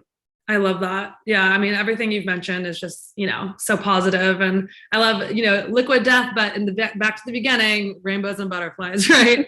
So I'd love to, on that vein, I'd love to talk a little bit about your leadership style. As chief business officer, what would you say is the most important role of that position at not only Liquid Death, but, across companies? Yeah. I mean, I think about it as empowerment. Like my job across the company is to make our business grow faster and smarter. Right. And like, how do we go? And particularly in something like this, I mean, it might be slightly different depending on the size company you're in or what the goals are or whatever. But like, we are an upstart, CPG beverage brand. Right. And so it's like, our goal is to get as big as fast as we possibly can. And so my job is to move the obstacles to do that, to empower the teams to be able to go get done what they need to get done. Like we've hired great, smart people who know their business. And so it's like, how do we remove the roadblocks so they can go do that? It's about learning issues quickly, right? If they're problems, right? So we can address them very quickly and be able to move on. And then I think about it for me, or like in the business, the BD side, at least, is opening up new channels. So we know we're doing direct to consumer and Amazon and, retail, and we know what we have to do there. How do we then open new channels? So the Live Nation partnership, other venues, stadiums. I'm thinking a lot right now about sets, like let's get rid of single-use plastic on movie sets, right? And how do we create a movement around that? Whatever those different venues and channels and avenues. So it's like, okay, what's the next wave? How do we then start doing those deals and then empower people to go get that stuff done? So that's how I think about it. Yeah. I love that. And on that, on that note, is there any mentors you've had in your past as you reflect on your career and some of the best advice you've gotten, or, some of the advice that you would give to some companies who are looking to get more in the mix of what's trending now and kind of being edgy like a company like Liquid Death? Yeah. I mean, from an advice perspective, and definitely have gotten, I think the two, like, depends on where people are in their career. I think like early in career advice of come with solutions. Like you may have a problem, but like come with a solution and be proactive. How do you make your boss look good? How do you make people, come in to solve things, right? And then middle across the whole way, it's sort of the idea that I love. Someone said to me once, like, you get comfortable with being uncomfortable. Yeah. You're going to be. And then as you get up or, start, like, I think about my job a lot and was having a conversation with someone where we were saying like, oh, you have your to-do list every day and you're like trying to get stuff done, but like all these fires keep coming up that take you off course. And at some point realizing like, that is your job. Like, it's actually your job, right? And you have to just figure out how to incorporate it in, and then if I'd say for like people who are looking and figuring out what to do for their brand, it goes back to core values, right? Like, what are you about? Like, our goal is to make drinking water one of the healthiest things you can do, and making it as fun as like scary movies and stand-up comedy, right? Like that's the goal, while using less plastic, like that's what we're trying to do. And if you approach everything from that same place, I think sometimes it gets hard when you want to do collaborations or you want to work with other great brands where you think, oh, well, like this brand's great and this brand's great. So like, we got to be able to do something. And then it ultimately comes down to like, what are those core values? Like, what's the idea? What's the thing that people are really going to talk about versus just here are two big companies doing something? It's like, what's the execution and how do you show up are the things that really, if you start from that, then the rest of it will sort of fall out from there. Absolutely. Well, I love everything you said about, getting comfortable in the uncomfortable. I think everyone can relate to that in their own way. I know in my career, every time I felt friction or nerves to do something, that's when I knew I should do it. Right. And I think, for you as like, the leader from a business perspective, how do you stay balanced? Right. I mean, your goal is to come in and create an environment for empowerment, but how are you making sure that in both kind of the business world and your personal life, you're maintaining balance and keeping wellness to really represent that to the company?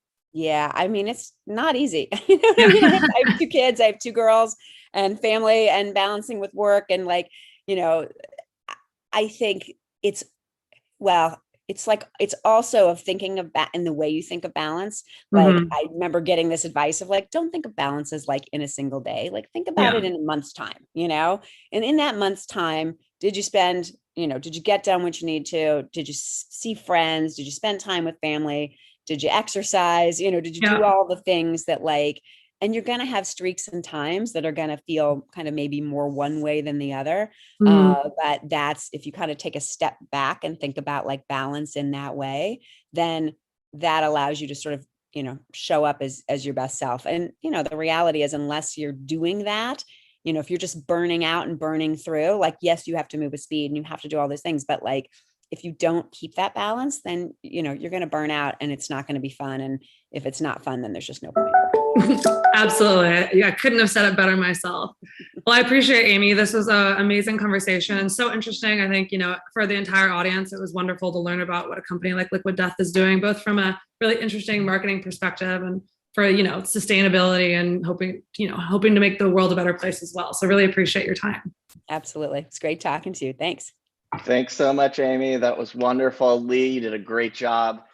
What a fun brand. That video was absolutely insane. I can only imagine how much fun it must be to be in the creative rooms when you guys are coming up with this stuff. Is it sort of a group think where you guys are like, oh, but what about this? And what about this? Is that kind of how it comes together? There's definitely some riffing that goes off of things for sure. And I say it and say it again, like Mike Cesario, who's our CEO. When I was coming in, people like, he's the best creative mind. And you're like, okay. And you're like, oh no, yeah, he is. That's true. He's brilliant. And then we have great people on the teams. We work with great agencies. It's not like it all comes from the same, but it's about similarly like knowing people's strengths and what people are really good at. And having the flexibility to be like, oh, that idea was amazing, and we're going to execute it with you, right? And like figuring out how to put the pieces together in a way to make that happen. But it all has to start from the idea. And then a lot of times it's like, and this, and this, and this, and this, and then it gets really fun. Right. I love it. Even in the flip though, it's like, it's so much weirdly less about groupthink. And I think that happens a lot of times where things get watered down because people keep adding and it becomes more mainstream and whatever. Where if you can really go with that core, and I said, keep it like 5 degrees from lame to really off the charts, like find that sweet spot, then, that's what's going to work best. That's so great. Well, you guys are really nailing the mark on it. You and Mike will be at Patau in August, right? Yes, we will. Although I don't know if Mike will be there because he's about to have a baby. Speaking of, so we'll see on timing if that works, but I will for sure be there. Yeah. Well, I want to get inside this mind, so I hope I get the chance to meet him there. But in any case, I'm excited to see you. Are you still in the Hamptons right now? I am still in the Hamptons right now. I know. I was going to sit out with the pool behind me, and it felt really weird. So the picture behind you kind of frames it anyway. But well, enjoy the rest of your time in the Hamptons. I will see you next month. Thank you both. That was fantastic. Sounds great. Great talking to y'all. Thanks. Right. Bye. Bye, guys. Thanks for having me. So a big thanks to Amy and Lee for joining us today. That was an awesome conversation. For our next fireside chat, we're joined by Reshma Chatham-Chamberlain, the co-founder and chief brand officer and digital officer at Somersault. This session will be moderated by Kristen Cure, account executive at Influential. Welcome to the stage, Reshma and Kristen. Hi, thank you. Absolutely. Hi, everyone. Hi, how are you? Good, excited to be here and chat with all of you. Absolutely. Where are you calling in from? It looks beautiful behind you. Thank you. We just bought a 100-year-old home that we're renovating, and Somersault is headquartered in St. Louis, Missouri. So that's where we are. Well, fantastic. All right, well, I'll let you take it away from here, Kristen. Have a great conversation, ladies. Awesome, thank you. Hi, Reshma. I'm so excited to finally see you. It's been a very long time. I know we've been trying to get this scheduled for a while, so thank you for being patient and exciting to share some insights. Not at all. I'm just so excited to have you here and talk about Somersault. I feel like I couldn't walk a block without seeing all of these ads this summer. So really pumped to get into it. What I'd love to do is just start talking about how Somersault really came to life, specifically around the fit of the swimsuits. I know body positivity recently has become a very mainstream buzzword, but from the very beginning, it was really important to you and to Lori to create swimsuits that fit a multitude of bodies. So can you just talk to us more about how Somersault was created and really kind of ahead of the curve? I'd love to. Before we get started, I was thinking I would share our Everybody's a Somersault Body campaign video. Oh, I Just love that. Yeah. the conversation, because it's so appropriate to the question you just asked. So I'm going to pull that up right here and go ahead and share my screen. It should work, hopefully, and then we'll get into it. Great.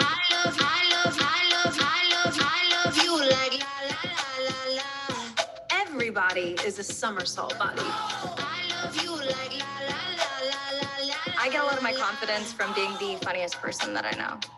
When I feel good, I look good. My body can give life. My body has designer skin. My body is badass. Everybody is a somersault body. Amazing.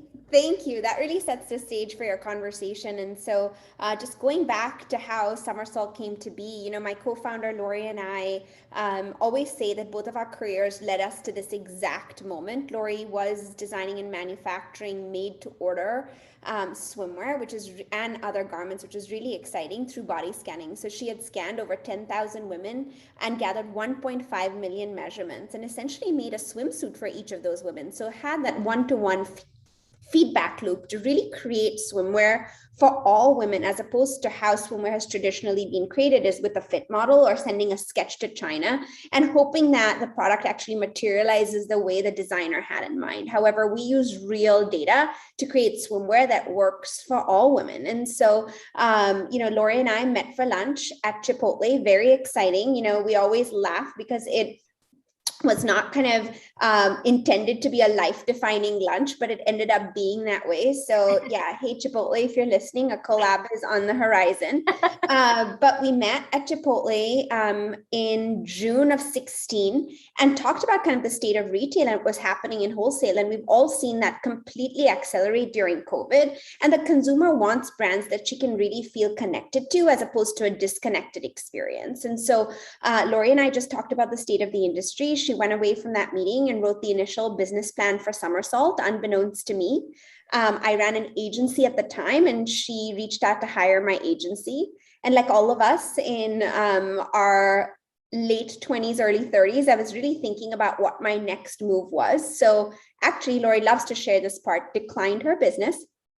And then serendipitously for us, we ran into each other in New York, and Lori shared with me what is the incredible strategy for what is now Somersault. And I looked at her and said, Lori, what do you think about a co-founder?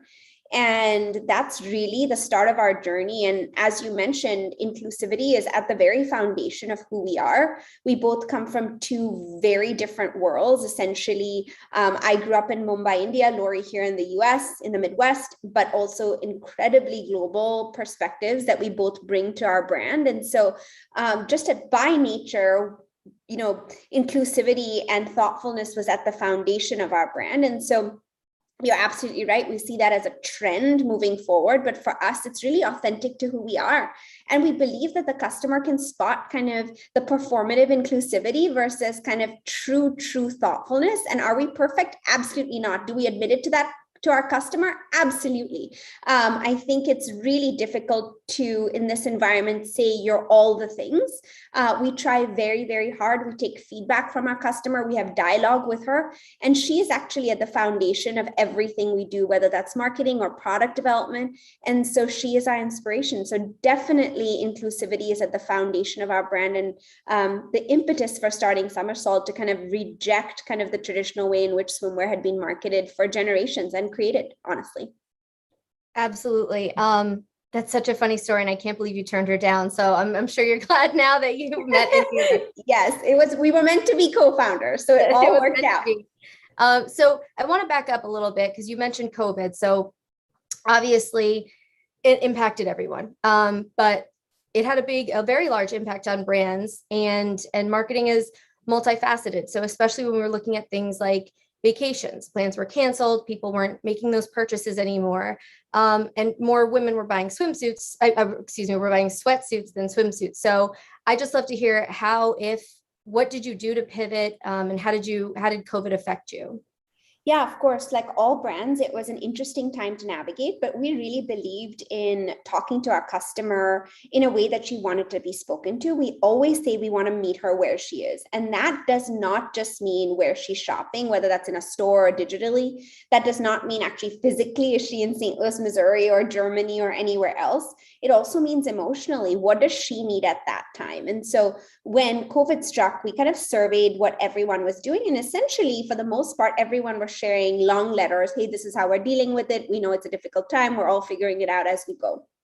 And nothing wrong with that. But in true Somersault fashion, we wanted to be there for our customers. So we actually launched a text-based support hotline using our customer happiness team called the Joycast, which allowed us to share snippets of good news in the darkest of times. So we wanted to be there for her, not from a consumer brand perspective, but as a friend.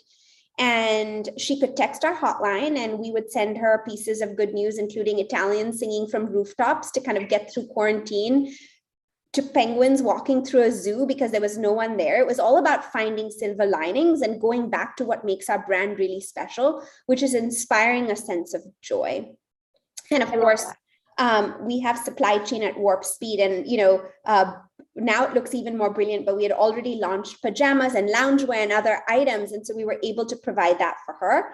And honestly, she explored incredibly in her swimwear over the summer. So summer was actually exceptionally wonderful for us because swimwear was a way in which she could explore the world and still be safe, whether that was the lake or whether that was her backyard pool or whether that was her beach. So we were there to support her, whatever she chose to do in a safe way, whether that was communicate with our customer happiness team because her wedding got canceled and she was sad and needed a pick-me-up, or her swimsuit was the light that she could see in a very interesting time to be able to have a sense of fun and joy during the summer. So it was actually just an incredible experience to get to know our customer even more intimately and for her to get to know our values. That's amazing. And you guys continue to go above and beyond as a brand, which it just brings me to my next question. So with not only COVID, but the paradigm shift that happened, diversity, equity, and inclusion, they all became a top priority over these past, year and a half. So a lot of prominent brands just now started to include plus size women in their advertising. But Somersault really went full speed ahead, as you just showed us with this video. And you included women like Elon Musk's mother, May, who looks fantastic. Yes. There was an Olympian, Chelsea Werner, the Special Olympian. So many incredible, amazing women. You covered the gamut. So can you just talk about how you leverage those diverse celebrities, those influencers to drive that authentic engagements? Well, it's really at the foundation of who we are. And so for us, it's about leveraging our team to tell us which women inspire them in our community and our customer base. And we launched this campaign actually originally in 2019. So again, this is not new to Somersault. This is just bigger in 2021, if you will. And for us, it was about finding women that inspired us and for all of us to see ourselves reflected in these women, whether that's because I'm an Indian woman and I've never seen an Indian woman in swimwear, or whether that's looking at someone and going, oh, she's an artist like me, or she's a teacher like me, or she's a gymnast like me. It was really about our consumers seeing themselves reflected in our incredible community of women. And that's really how it came to be. It was all about showcasing our swimwear on an incredibly diverse group of women, but also women who intellectually inspired our community. So we always push for, of course, racial diversity, size diversity, but also intellectual diversity. How can we inspire the next generation to be joyful and dive in wherever life might lead? And we have gotten thousands and thousands of messages. And the most special ones are moms sharing their kids with our collateral, cutting women out, pasting them in their closets, saying, oh my gosh, there's finally someone like me. I can see myself. A close friend shared with me that she saw our campaign when she's having really interesting conversations with her daughter about body image and was able to share such an incredible group of women and say, everyone's different and beautiful either way, just because you're different doesn't mean you're beautiful. And so we love that the campaign not only sparked incredible conversation, but inspires the next generation. And also every one of those women made our swimwear look exceptionally fantastic. So it all worked all in all. Absolutely, they rocked it. It's an amazing campaign. And speaking of that campaign, you really covered the gamut marketing wise. So can you just talk a little bit specifically about the influencer marketing piece and what ways you define success there? So for us, it's really about, again, authentic connection, so all the women in our campaign and many of the women we work with from an influencer perspective, we've worked with for years, or we've DM'd before, or we've slid into their DMs and we've been fans, either way. For example, we have an amazing collaboration with the Home Edit, which you can still get. We essentially slid into Clea and Joanna's DMs, and they organically were buying side strokes themselves and posting about it. And it was incredibly, again, true to who we are, which is we partner with women who really are an embodiment of our brand. And that is not one dimensional. She could be the cool girl in Brooklyn versus the mom in Oklahoma City. And she really is varied and amazing. And so that's really how we approach influencer marketing, is really authentic, true to who we are, and thinking about partnerships where it makes sense. I think May is such an incredible example. She's such a powerhouse and just phenomenal, and as incredible as you think she is when you see her, she's that incredible in person, and maybe even more. But she continues to wear our products organically, loves our pajamas, really enjoys the brand, is so supportive, like DMs us all the time, like, oh my gosh, love it. And so it's really about that authentic connection. And that's where we find influencer marketing really works, is when it's truly authentic to the brand. Someone is wearing things that they would really wear in their real lives. And it's not just to get the swipe ups or, or the conversion. Awesome. Absolutely. Speaking of that though, so TikTok has exploded. Yes. Shameless plug. We recently became a TikTok measurement partner, if my bosses want to. So through our partnership, we've learned a whole lot, specifically how TikTok is disrupting this marketing funnel. There's that hashtag TikTok made me buy it. A ton of people are using this now as a way to purchase products. So with TikTok rolling out these new features, live, soon there's going to be shopping, and knowing that clothing is really one of the top purchasers, the top pieces of content and things that people are consuming. I'm interested if you foresee continued growth on TikTok and what your plan is going forward for Cyber Monday and the holiday season. Well, let me just say, I spend way too much time on TikTok. I hate to admit it. I'm 36 years old, and I think I'm like, TikTok thinks I'm like 17 or 18 in the way in which I consume the content. And so it's really incredible to see actually a new platform emerge. We're always all thinking about, sometimes it's too much from a marketing perspective. You're like, oh my God, there's a new platform. But it's always so exciting when one emerges as a winner and you can concentrate your efforts through those kind of critical platforms, whether that's Instagram, Facebook, Pinterest, TikTok, as opposed to kind of trying everything in between.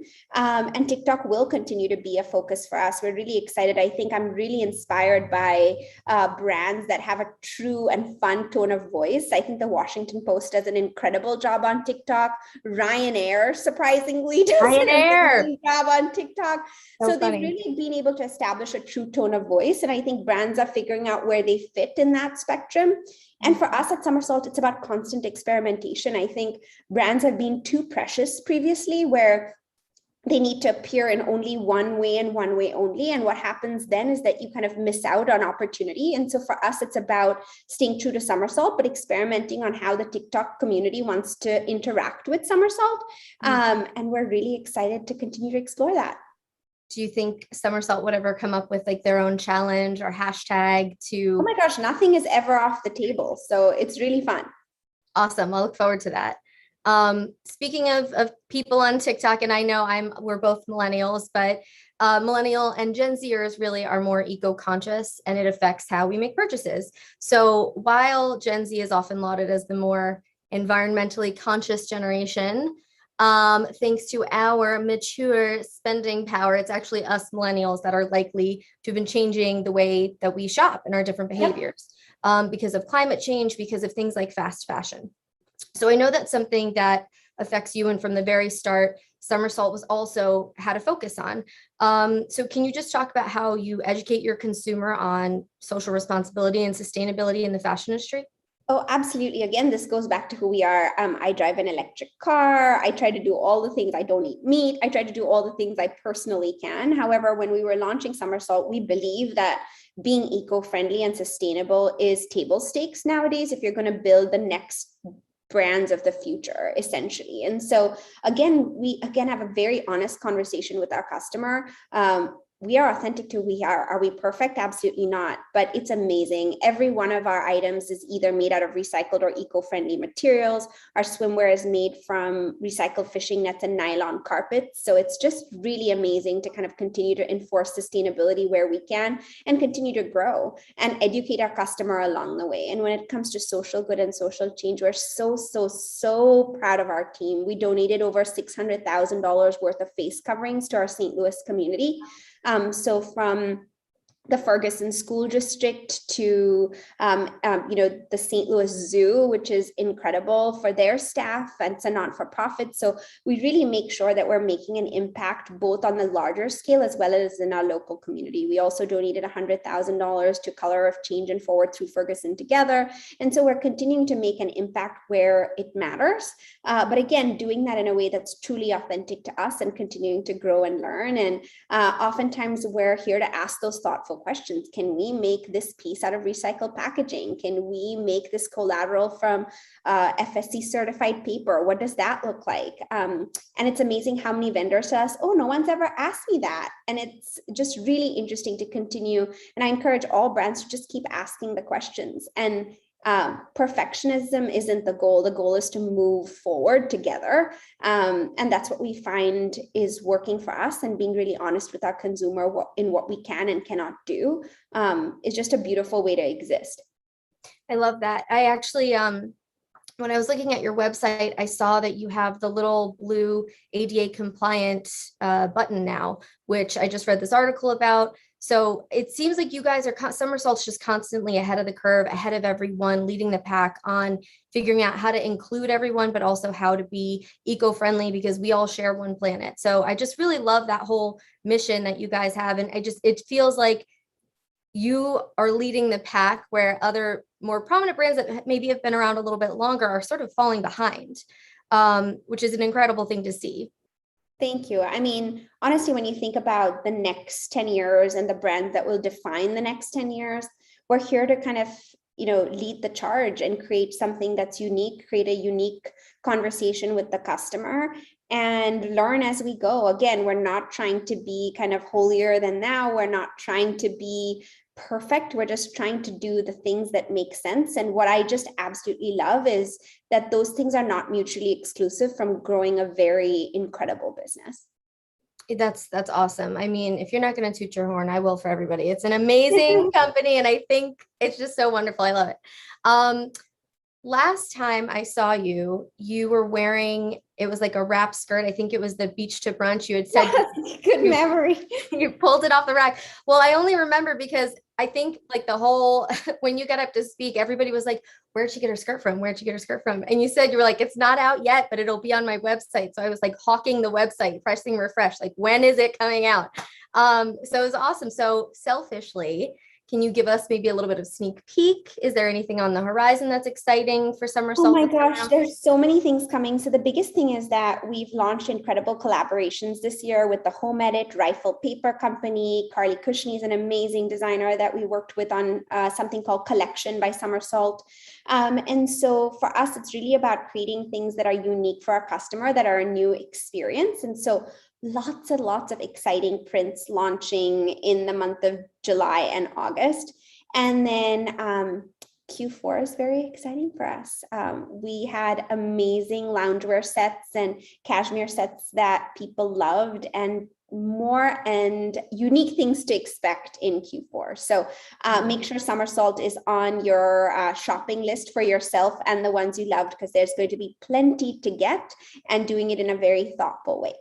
Awesome. Awesome. I love it. A little teaser there, not giving me too much, but just enough to get me interested. I love it. Before we sort of open it up, if anybody has any questions, feel free. But before I go to any of those questions, I love your story and I love the background of your story. When you and Lori were going through it, I know that it was really hard to get these investors, especially when you're pitching to a lot of Midwestern men about women's swimwear. Like, what do they know about it really? So you fought hard to get from where you are to now, and especially being a woman, not being from the US originally, you had so many things stacked against you. So can you give us advice, maybe me advice, that over the course of your career, maybe at the start of the career, you would have given your younger self about overcoming adversity personally, professionally? Oh, wow, that's such a good question. Well, I want to really reiterate that 3% of venture capital dollars go to women. And then most of that goes to the coast. So if you're raising money from a non-coastal city and you're a woman, and that actually declined during 2020 due to the pandemic, you do have the odds stacked against you. But we're so excited to have so many wonderful investors, including incredible men who support what we do and believe in what we do. And so really it's about, taking people's feedback in one ear and sometimes completely out the other, because they don't really know. I'm a little bit in the Steve Jobs camp there in terms of, hearing what people have to say. But one of the things that I always think about is, how do you think about a theme for your year? So I've done this a lot, just that's a good reminder. I haven't done one for this year, but I usually do a theme for the year, which allows me to focus all my decisions around that theme. So the grass is greener where you water it was my theme one year. So every time I was stressed, frustrated, something wasn't moving, or I was not achieving what I wanted to, I would take a step back and go, oh my gosh, I'm so distracted by all these things. And if this is a priority for me, the grass is greener where you water it. And so then it was really easy to step off some boards when it came to not-for-profits, or say no to dinners with friends, or, do the things that needed to be done so that my focus could be on one thing. Another year I had kind of a focus that was ask and you shall receive, because as women, we tend to not ask for what we want and hope that someone will recognize our hard work and our talents. And I was kind of over it. So that year I essentially asked for everything I possibly wanted, even though it was crazy. And that didn't just apply to work, that applied to an upgrade at a hotel, or an upgrade at a flight, or anything in between, or a discount at a large store, which, whatever you want, and I realized that how many of us don't ask for what we want. And so each year I like to think about a theme that helps guide that year. And so those are two that stand out to me. I love that. That's so interesting. So the ask and you shall receive. What I'm interested to know is, have you kept that in play? Because I definitely fall into that camp where I'm like, oh no, I don't want to make waves. It's fine. I'll just take it. It's whatever. Well, after you do a particular theme for a year, it's almost like it's programmed in you, right? To just go ahead and ask for it. Or once you do the grass is greener where you water it, it's kind of automatically programmed in you, and to be able to cut out the clutter. Yeah. And so, repetition and habit really helps. So when you make it a theme, that it really gets kind of embedded, and you can do that in the future. That's wonderful. Sort of jumping off of that, I'm also interested to know morning routine. So oh my God, talk to me about what you do.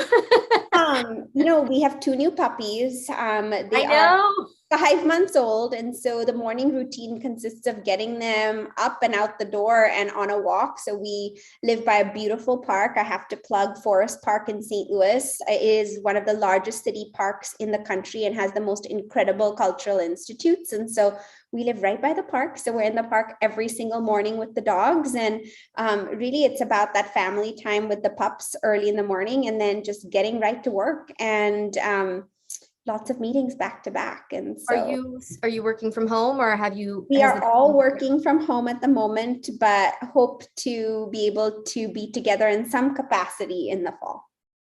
How's that affected your leadership with COVID and your team? Like, how have you, so we've seen how you've done it with consumers, and you created that hotline, creating joy, and so many brands could take a page out of that book of actually creating joy and looking at consumers, not just as consumers, but as real people.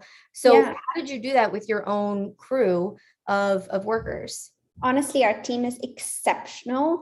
They are just fantastic. And we were already kind of set up to be like remote in a sense, because we were already on Zoom, we were already on Slack, we were already on Asana. So we were just so technically, I guess, ready to be able to do this. So essentially, it was a not a crazy transition, and our team has just been so exceptionally on it through this experience. We do have lots of cats, babies, dogs sometimes join our calls, and we absolutely love it. That's life. And, you know, honestly, sometimes we've gotten better at things than we were in person. And so like clockwork, everyone gets a treat for their birthdays and anniversaries at Somersault, and we celebrate the victories, and we're there to support people, whether they have a family member going through COVID or they themselves have gone through COVID. And so I think, honestly, you know, when you go through something interesting and crazy together, you have an appreciation for each other even more, whether that's an employer for incredible employees or employees for an employer that's supportive of them. And so that's really how we've dealt with it. And honestly, exceptionally grateful and amazed and in awe of our team. Are any of them watching today? Because man, you just plugged them. I don't know. I wish they were. I think everyone's busy working. We have lots to get done. There you go. So I know that a lot of your products, majority of your products are made here in the USA. Was there any? Not. We make our products across the world, all across Southeast Asia, South Asia, and everywhere in between. Was there any type of issue during COVID as far as like getting manufacturing things back and forth? I know there was a huge issue. Well, of course, there's so much disruption in the supply chain. This is actually one of our made in St. Louis sweaters, actually, speaking of. Very nice. It's awesome. They're trying to bring incredible kind of manufacturing back to St. Louis, and we partnered to create amazing cotton sweaters in case anyone wants them. So we really partner with incredible factories around the world. And of course, there's supply chain disruption. It's been wild for any business to navigate, but we truly have an exceptional team and we have exceptional partners. You know, we never left a single partner in the lurch during this difficult time. And so we're in it together. If we do well, they do well. If they survive, we have great partners to lean on. And so that's really how we navigated the pandemic from a vendor side as well. We really think thoughtfully about our consumers, our vendors, and our team. And that's at the foundation of what we do. I hate this question, but I'm going to ask it anyway. Yes. In terms of the company, in the next 5 years, where do you see it going? Oh my gosh, the sky's the limit, really. What Somersault can do is only limited by your imagination and ours. And so for us, we really want to spread joy. Swimwear was a wedge into her wardrobe, and we continue to fill out her wardrobe with our intimates are fantastic for all the women on this call, loungewear, activewear, and we just want to inspire joy. And so our hope is that every woman in the United States as well as the world has something from Somersault with her, and we continue to inspire the next generation of women to dive into life wherever that may lead. I love it. Dive into life. It's wonderful. All right, last question. It'll be a fun one. And you're a very busy co-founder, so I imagine you might not even be able to answer this, but do you have a show recently that you've binge watched or series? Oh my gosh, it's I used to watch a lot more TV. I also used to read a lot more, and I don't really anymore because there's so much going on. But I have to admit, I started Gilmore Girls right from the beginning to watch while I worked, and that's been really nice. And I'm watching My Unorthodox Life on Netflix right now. And of course, discovered the family through TikTok, speaking of. And so, again, it sometimes takes me like a whole week to get through one episode because I watch it in 5-minute increments. But that's the way life is. Work and puppies. That's pretty much what it is right now. I gotta say, because I follow you on Instagram and I saw that you had not one, but 2 puppies. And I was like, wow, they're playing man to man right now. Yeah, I know. Exactly. Yesterday, I was like, should we add a third? My husband is like, you're absolutely crazy. And I think that's how people feel about children. But I would have like 50 dogs if I could, but we're good at 2 right now. Two is enough right now. 2 is good. Don't want to be outnumbered. Exactly. You want to just man to man for the moment. Exactly. I've got some questions right here. So the first one is, what can heritage brands learn from newer digital first brands when it comes to authentically marketing to Gen Z? Good question. I mean, that's a great question, but I think it's also going back to authentically what makes the brand special and the heritage brand special. I think Gen Z can sniff out, curse, You can. anywhere. All right. Bullshit anywhere. And so There you go. it's really about heritage brands focusing on what makes them unique and authentically marketing to who they are. I think when heritage brands try to be something they're not, that's when people can sniff that out. And it doesn't mean that you have to go back to things that didn't work. It just means thinking about marketing in a fresh new way that's truly authentic to who you are. And I think that's just much, much more thoughtful than trying to do something because other people are doing it or it's trendy. That's kind of my 2 cents on that matter. Yeah, no, that's a great answer. I think a lot of brands are definitely seeing that too, that the more real they are, the better engagements and the better return they get. And I think it's interesting to think about what brands like Coach have done. Really, they went back to what made Coach special, which was handcrafted leather and beautiful product. And they're seeing kind of the gains in going back to who they are, but still being a modern version of themselves. So funny, because I was just watching this about Coach. And they kind of took a dip there. They took a decline. I know it was like all the rage when I was in high school. Everybody had to have a Coach bag. Yeah. And then it seemed kind of like it just fell off by the wayside. And then they had a really amazing TikTok with one of their quilted bags. And it just like flew off because they're talking about how content creators are doing things simultaneous now. You're creating content, but you're also selling and making brand awareness all at the same time and driving those conversions. So it's such an interesting beast, TikTok, but it's really helpful, especially with brands like legacy brands like Coach. All right, another question here. So did you have a professional mentor early on in your career, and how did that relationship impact your journey?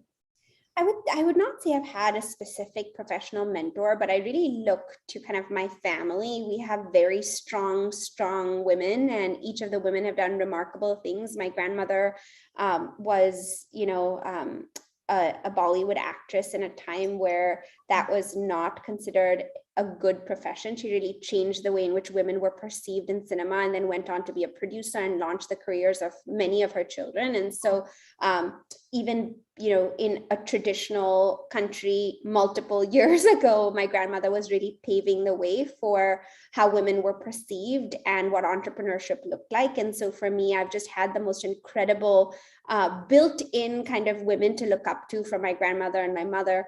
And I just hope to follow in their footsteps. That's amazing. I did not know that. So fun fact about you, Bollywood actress. Was that not something you were interested in? You're like, no, not for me. No way. No, I'm good. I mean, but truly it's pretty incredible and pretty amazing to see that you have such a matriarchal family, and it's clearly trickled down to you to now create these swimsuits. Absolutely. I love the tagline, for women by women. Absolutely.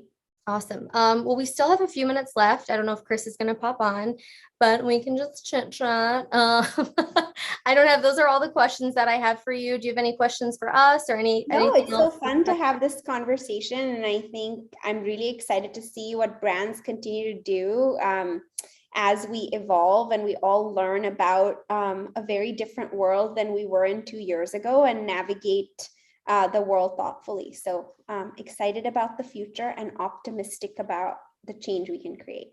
Awesome. Well, thank you so much again. I really, really appreciate you taking the time. I know how busy you all are, and I'm excited to see what's rolling out in Q4. So I'll continue to refresh all the time. Sign up for emails and texts and all the good things. And thank you so much for having me. Will do. Thanks, Kristen. Thanks, Chris.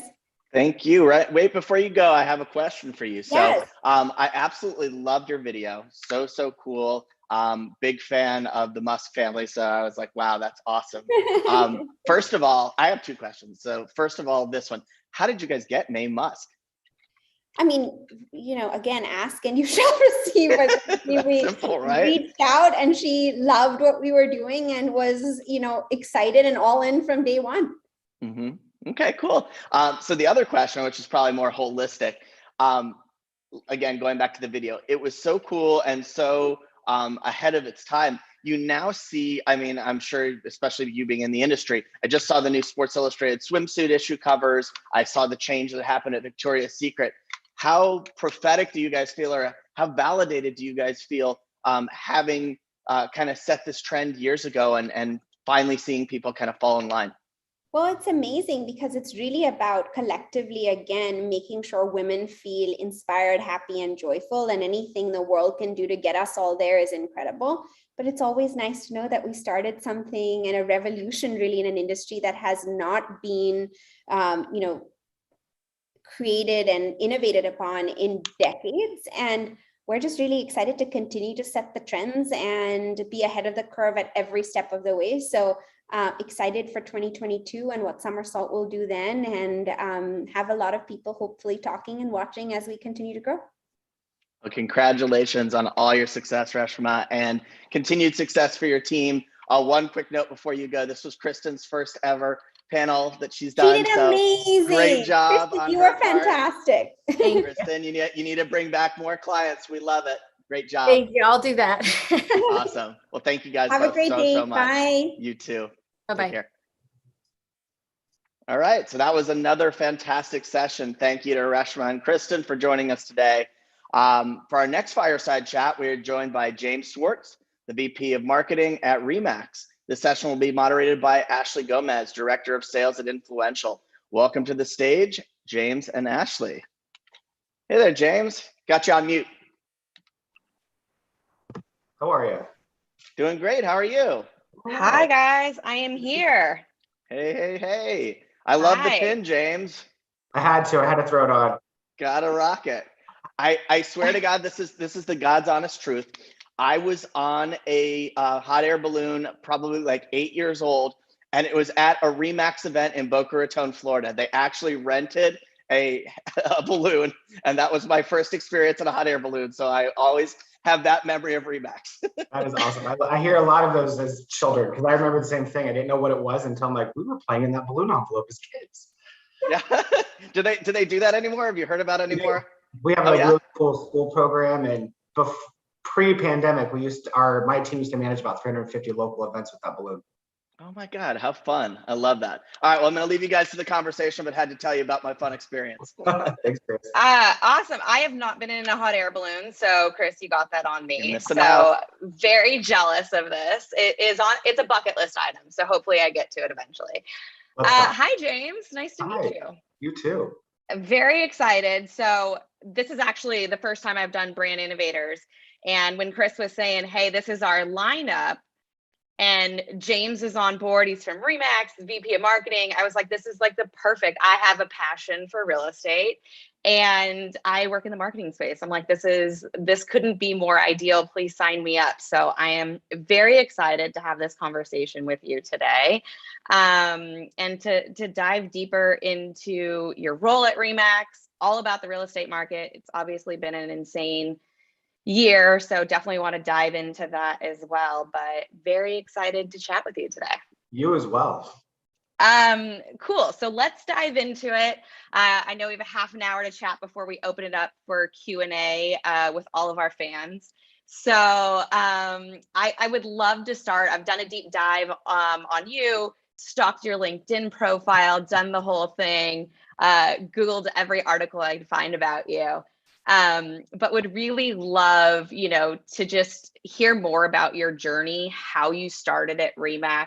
I know that you've been there since 2011, but you weren't in your current role. Then you started as a business coach. So would love to hear more about how you started at Remax, what got you there, and just overall kind of your role right now, what you're doing, and just more about your team and stuff. So give us a rundown about this Remax journey, if you don't mind.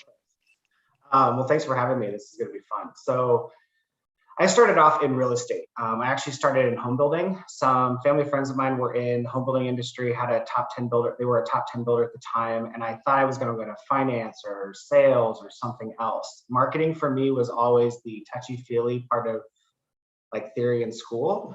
And I thought it was going to more like general business, entrepreneurship's always been at the core of who I am. And when I started down that path in real estate, I found my happy place was marketing. It was the creative side of business. And so I started working with this internal agency, started doing website developments, digital before it was even called a thing. And then got into land development for a while. And it was just fun going out, finding big pieces of ground to help, not only bring builders into it, but how do we sell this and attract this right consumer and families and single people and all the different things that make up the fabric of a community.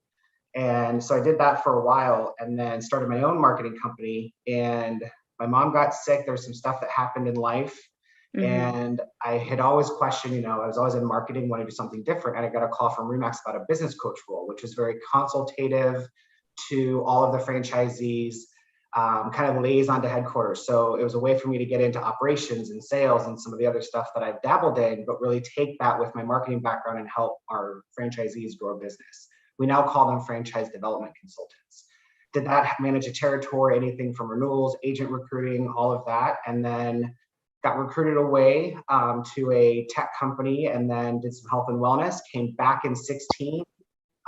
Definitely through that, had some great experience, but knew that marketing is where it's at. That's where I wanted to be. And they brought me back with my real estate background, the operations side I'd had with Remax, to come back and help with at the time of brand refresh, modernizing our approach, looking at media, figuring how do we attract the consumer, what tools do our brokers need to recruit and retain agents, but more importantly, what tools do agents need to get in front of the consumer and build that pipeline and that repeat referral business that Remax is known for.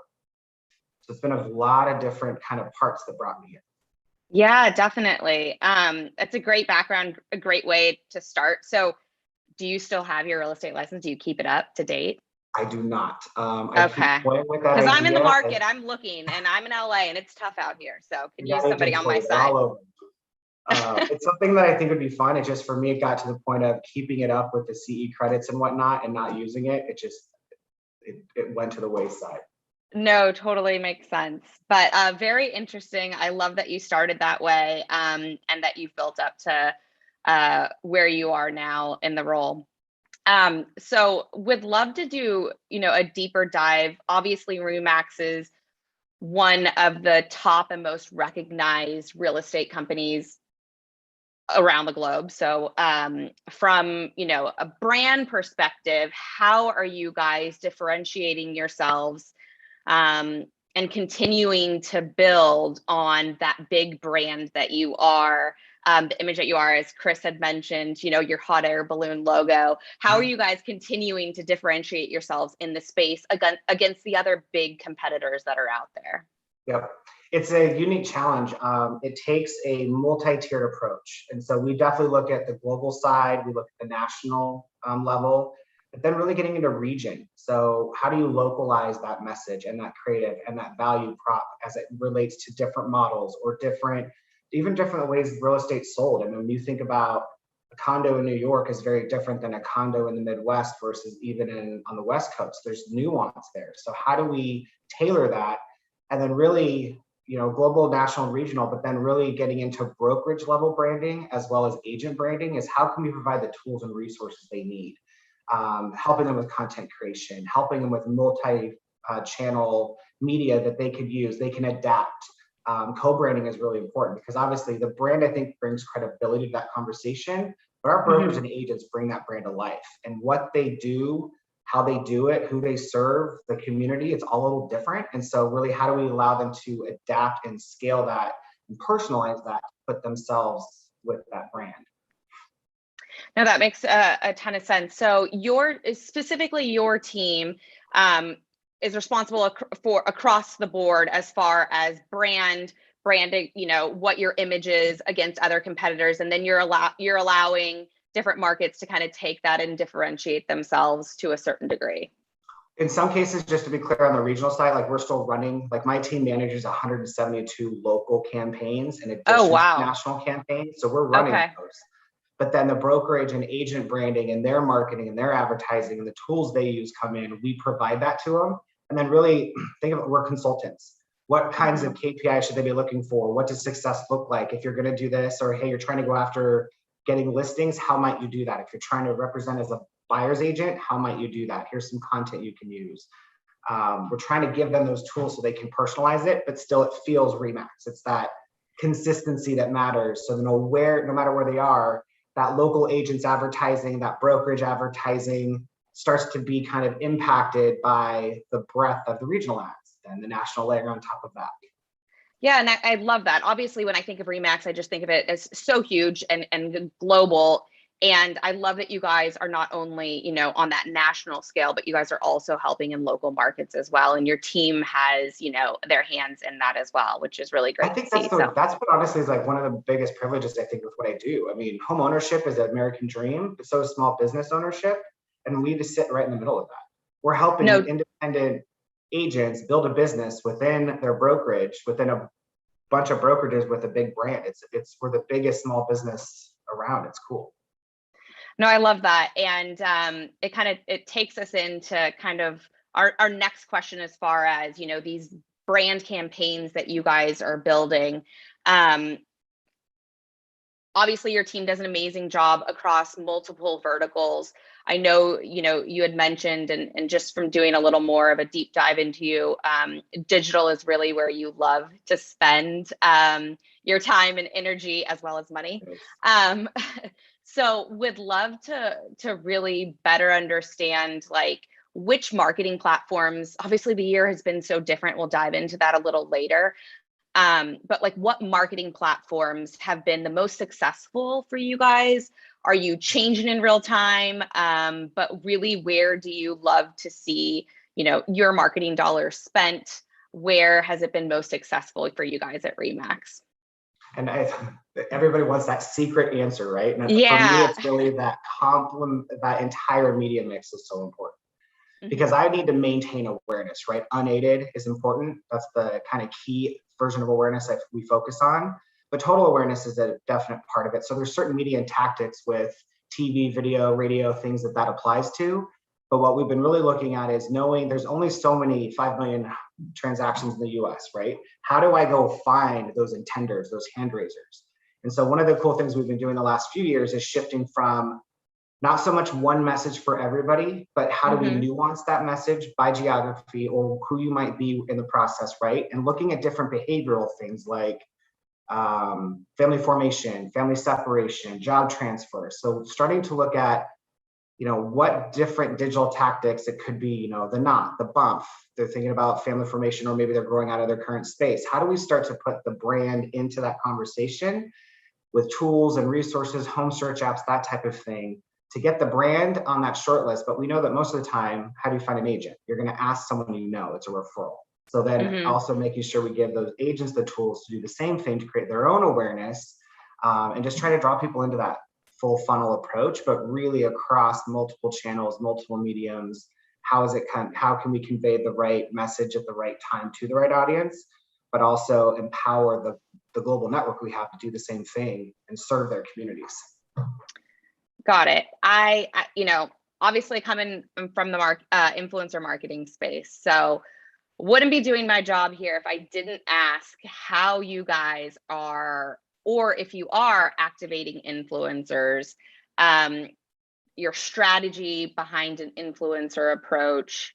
Obviously dove into some of the digital that you guys have been doing, but would really love to understand. We saw a lot of brands that I work with this past year have shifted a lot of their marketing dollars from out of home, et cetera, over to influencers, which we love to see here at Influential, but would love to understand if you guys have an influencer strategy, what that looks like, and just your overall view on the influencer approach. Yeah, you know, I love the concept. I think for us, it's been hard to find that one person to gravitate towards as an influencer. But on the flip side, I look at it, I have 130,000 plus influencers, the agents that I serve. How do I get them to go out there and serve, right? Because how are they going to attract the consumer? The shift we've been helping is around helping the agents not always talk about real estate. It's not always about, I have a new listing or I can represent buyer in 123 Main Street, 5-bedroom, 4-bath, X price, you know, that boring stuff that everybody knows it. They're on Zillow, they're on Realtor.com, they're on RE/MAX.com looking at that. How do we get our agents to get on video? Especially with pandemic, we were pushing video well before, you know, the last 18 months happened, but the tools and resources we've been giving and that we're developing is to really connect. How do you walk around the neighborhood? How do you show off the new restaurant that opens? How do you show how something lives? How do you become that local expert? And then ideally you're building rapport. And in some cases doing that with an unbranded approach, because there's that expertise and the consumer doesn't feel it's being sold. Well, then when all of a sudden they realize you're an agent, right? Or they realize that they're looking to buy and sell, hopefully we're helping our agents, these influencers, get on that short list. So that's kind of the approach we've been taking with that. And it's been working well because, again, they're the ones that are out there meeting at the coffee shops, going to the mommy groups, at the soccer practice, you know, in and out of the office buildings, and working with people and just being able to educate their value and what they can bring to the process of buying and selling, especially in today's crazy market. Yeah, that's interesting. So using your own network essentially of influencers or agents slash your own influencers there. It's an interesting way to approach it. So do you, on that level then, are you kind of arming your teams with, you know, kind of best practices for social, what they should be doing on their Instagram handle, that kind of approach for your team? Yep. So we have we've got a great social media team. We have a really talented team of people kind of in different categories around the company to help support our network. And so, you know, we do big events, an international convention every February that we bring, you know, 6,000, 7,000, 8,000 of our network from many countries. And we do a lot of workshops and trainings, and social media experts and gurus come in and talk, and influencers that have done it well, and how do they build their audience. So that education and knowledge is really important. It's a big part of who we are. Is even with our on-demand, like Remax University, they can get on at any point in their PJs, start digging into new best practices, or hey, what's this new social platform? Do I want to get onto it? We're helping them kind of cut through that and learn what they can do. And again, what would success look like and what might they consider? But also, how do you create the content? Because that's the hard part. So I want to be an influencer and build my following, but how do you build the content? I think that's the hard part today. Yeah. And do it in the appropriate way. Yeah, which actually is interesting, because does your team have, do they kind of police as far as imagery and, you know, keeping up to standards of the Remax brand? How are you guys able to make sure that, you know, the content that's being posted, it's a representation, and a great representation of who Remax is from quality perspective, along those lines? Does your team have a say in that? How much say do they have in that? We can help influence that. We definitely monitor and look at, but we have worked with the broker owners to help them educate. And a lot of times the brokers will have a marketing person on their team. So we'll work with that person, educate them on what we have. A lot of it too, if you think of programs, instead of having to go find it and pull it down and assume, is this correct? Is this safe? You need to end, like, licensing is an issue, right? Do I have the right and ability to use this photo? A lot of agents realize they're just jumping online, searching on Google. They pull something down and don't realize there's trademark around that. There could be licensing and yeah, definitely. So we've been creating tools, like we did a partnership with PhotoFi where we're preloading a lot of this content and templates and campaigns and photography and things they can use to help fast track some of that and automate some of the work.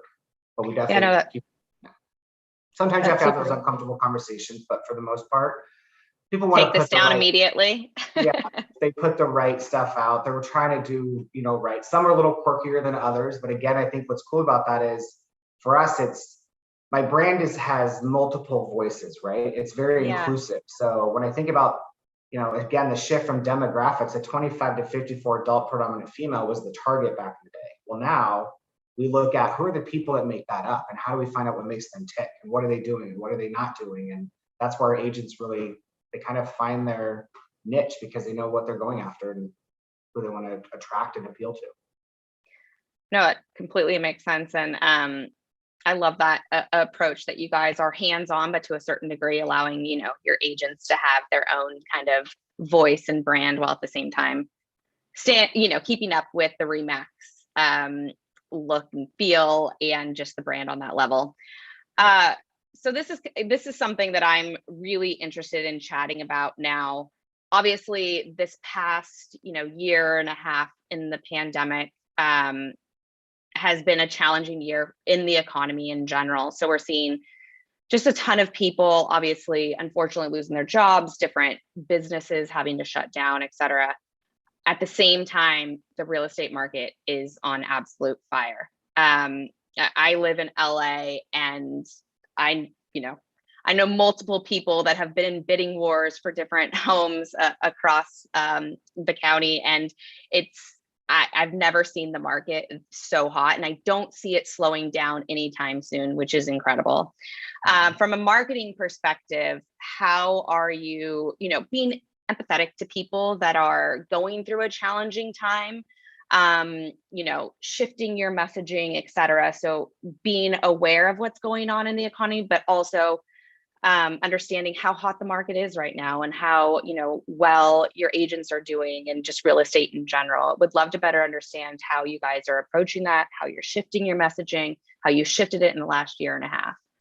Oh, there's a lot of questions in there. So if I forget, sorry, please. I know No, it was it's just something great. that I've really been thinking about, and it's yeah, awesome. we'll dive into it more, Yep. but it's a big part of what's going on today. It is. It's so weird because when you hear the news and you kind of see what's going on around, in the beginning, it was that scary part of what's going to happen with real estate, and it did not slow down. We had definitely had a lull, right?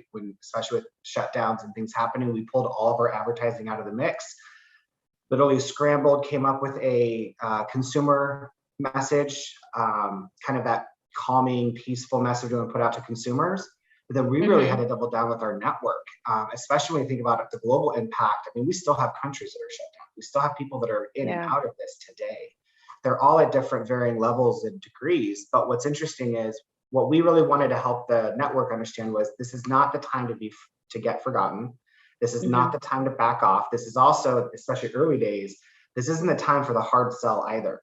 The difference being is how do you serve the community that you're part of, right?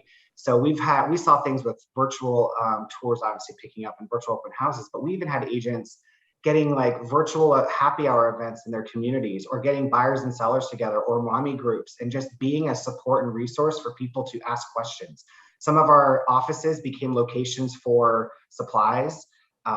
We gave them like house kits for safe, like with, masks and like the safety stuff to be able to safely show the home. There was a lot of different things that we saw popping up that was really cool in the early days. But then it was just, now how do we shift out of that, right? We're not out there. What we focus on is what happens from for sale to sold, the actual process of buying and selling. And that's some of the messaging that we've adjusted in our creative, especially today. We're working on next year already with, the fact that it's multiple competing offers, the negotiation skill set we can offer, like, again, just education for consumer when thinking about choice. But the reality of the market is agents don't have to market as much because there's bidding wars, like you mentioned. There's so much, it goes so fast. So it's a weird balance that we're literally shifting. We look at it weekly, but we're shifting on a monthly, quarterly basis and adjusting the tone and putting messages in, pulling them out, swapping the video creative, whatever it might be. I think, it's interesting, like I said, to see kind of where it's going to go. I don't see it slowing down anytime soon, which is incredible for, agents and everything that I had mentioned. During this time, I know, like you said, it's an interesting balance on, your marketing messaging with arming your agents. Obviously, real estate has always been an in-person kind of a transaction, face-to-face meetings, et cetera. It's great to see that your agents were doing things like virtual happy hours and stuff like that. Was there anything specific that your marketing team has implemented during this last year and a half, like any kind of virtual tools, anything that your team has seen, that you've been able to give your agents that has been successful for them over this past year and a half? Yeah, I'd say the company, when it all started, we got them all free Zoom accounts to start, just so they had a way to connect.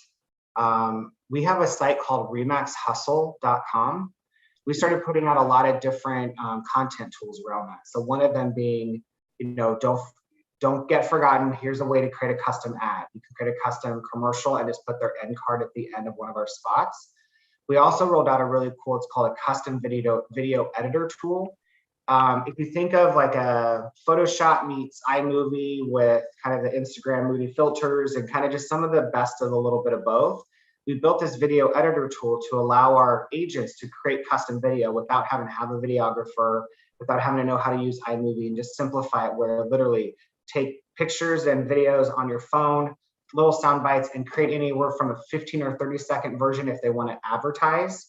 And we have another platform we rolled out for that, or create long form content up to 3 minutes and use this tool to create that and download it and then put it on your YouTube channels, send it out to maybe it's one-to-one if it's a recruiting message, put it on their websites, put it in their social media, start just creating that just not to be forgotten again.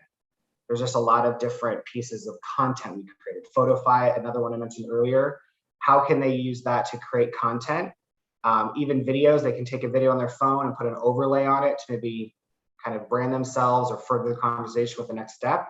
Just giving them these tools that we rolled out in the last 18 months to really make it easier and take some of the, not automate it to be done for them, but maybe 80% of the way there, and they just need to personalize, tweak a little bit and and then send it out. That's super helpful. I'm sure your agents, hopefully they're using it a ton, which is awesome. Obviously it's different in every market. Being here in LA, I love to see that open houses are happening again. So people are actually able to physically get in homes. You know, with these resources that you've given to these agents, virtually digital things that they're allowed to do you see a lot of the agents using these marketing tools beyond, you know, the pandemic? Are they still going to be using them after, even as open houses are becoming a regular thing that we're seeing now on weekends, which I actually love when I'm like driving around and seeing open house down the street. I'm like, yes, we're coming back. Open houses are a thing again. I love when I see those too. It's like the little things I get excited about it. Well, and at the end of the day, I think that people are people. Human nature is going to step back in. We go back to some of our familiars, but I do think the idea of video is not going to go anywhere. The use of it, even just being able to quickly showcase a home versus, you know, showing your buyer 50 homes, you can maybe cut down on the drive time and show a few of them virtually. Virtual showings, I don't think will go away. I think consumers are liking it, especially as the seller. It's a little easier than having to like live in a model home, especially if you've got kids and always being ready to drop on a dime and be gone. I think virtual showings are something that I personally think we'll see long term. And I think consumers, we did some research and I can't share the results yet. We'll be sharing that out here soon. But consumers are definitely, they feel more connected with agents than they did before. The need of an agent's coming out stronger than before. Because it's complicated, it's tough, and who's got my back and who's going to watch out for me.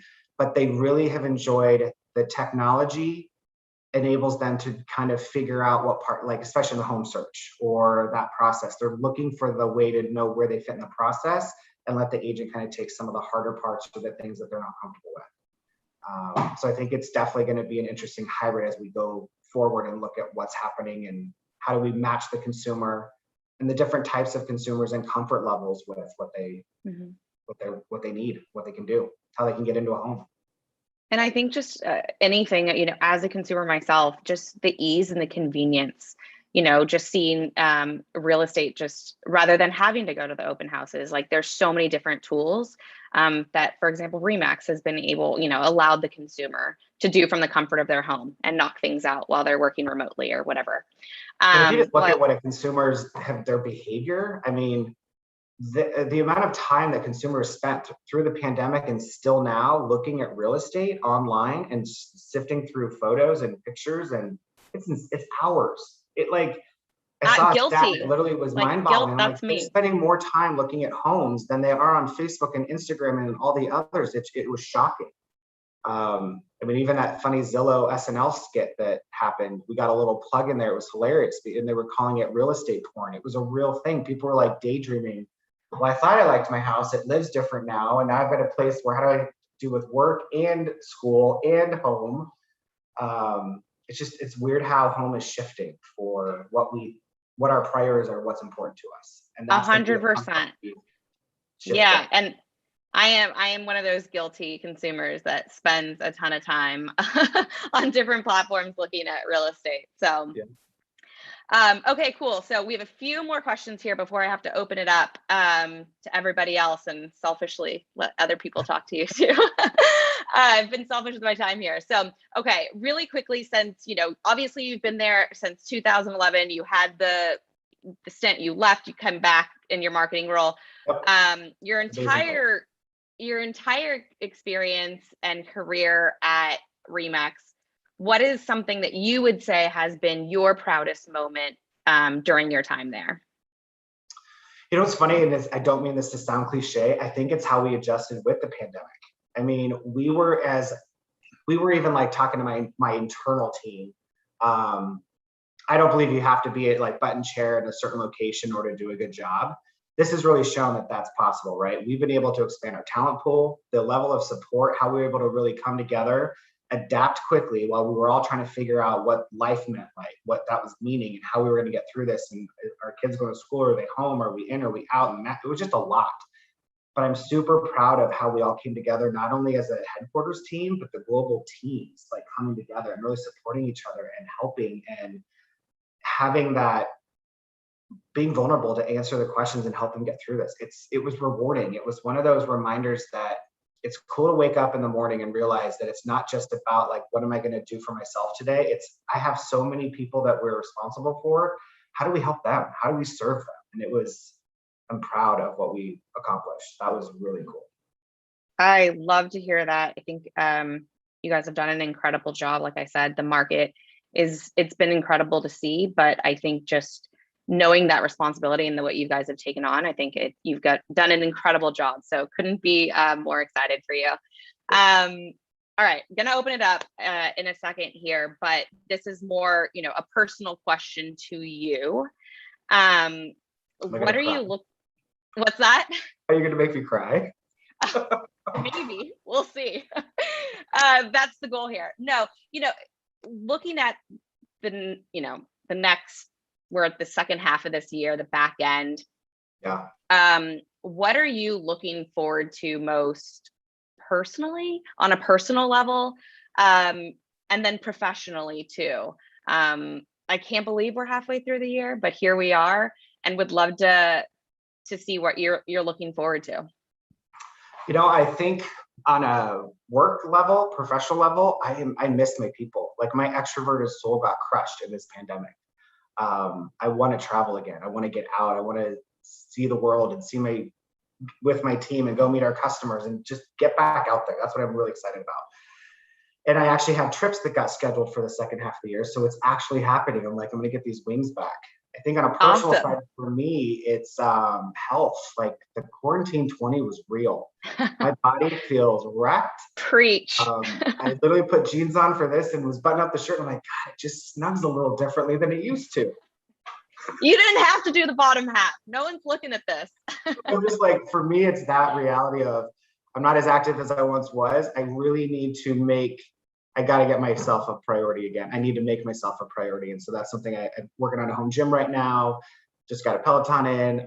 It's been sitting there with clothes on it for 2 weeks. Like that's not a good sign, but just trying to get back into health and that mind, body, spirit alignment that I desperately need. I am right there with you. I'm happy that things are starting to open up again. We're getting a little bit of that, our old selves back, I guess, so great. So I am going to go ahead and open it up for some Q&A now. I know we have a few minutes. If people want to ask questions here, I think Chris, tell me if I'm doing this correctly here with the questions on the right-hand side. Oh, not a good sign. There's no questions. They're like, get this guy. No, I don't know if I'm doing it. Okay, now they're popping up. Let's see. Okay, someone's asking, what has been a key motivator that gets you up each morning during these unusual times? So for me, key motivators, I've literally been thinking about how can I show up better each day? Whether that's for myself, my family, my friends, work, customers. I literally keep having this mantra every morning. If you haven't read the book Miracle Morning, I picked that back up. I dusted it off. It's fantastic. I've been going through that. How do I start the day off? Kind of whether it's meditation, reading a book, just those few minutes each morning is what I've been focusing on. Okay. And you guys are working remote still right now? We are. We're hoping, we're all scattered, but we are thinking we'll start getting back to the office in some form or fashion starting September, we think. Okay. And home base for you and your office is Colorado, right? Colorado, yep. Okay. We're like, I'm right now at my house in the Midwest. I came out here thinking it'd be a week or two, and a year and a half later, here I am. Oh, wow. That's interesting. So you stayed there during the entire pandemic and quarantined there and everything. Mm-hmm. I love that. And it's a question that I always ask somebody when I get on video with them, like, where are you located exactly? Where are you getting Wi-Fi? Because you could essentially with Wi-Fi work from anywhere. So I love that. Great. So someone is asking, what has been your favorite campaign that you've ever worked on over at Remax? I think the 2020 campaign we launched, you'll see the videos on Remax Hustle for the branded campaign. We created 12 different commercials and 12 different videos and allowed them to brand it. For me, it was different because it went from 2 or 3 messages trying to hit the masses to really getting into content and audience segmentation. And it worked really well. Helped with our awareness levels, but really even getting into more of those lower consideration, lead gen, app conversion, generating, you know, potential opportunities to our agents. With that, the challenge has also been, you know, nobody likes chasing cold leads. I think that's been, you know, especially with today, with how many people are looking online and looking at these different portals and the amount of leads being generated, it's a lot of work for an agent to sift through and find some real people. So that's some of the stuff we keep working through. But that campaign has just worked really well with our consumers. But more importantly, gave kind of confidence for our network to go out there with the new models and, you know, spruce up their listing presentations and be able to kind of have that confidence to deliver. Great. Another quick question we have here. Is there a mentor that you kind of looked up to throughout your career that kind of helped shape where you are today? Early on, I had my mentor, Penny Johnson. She was our head of marketing for the home builder I worked for. She's still, there's little isms, you know, when you get a boss that will tell you something, it just sticks in your mind. Totally. First job ever, yeah.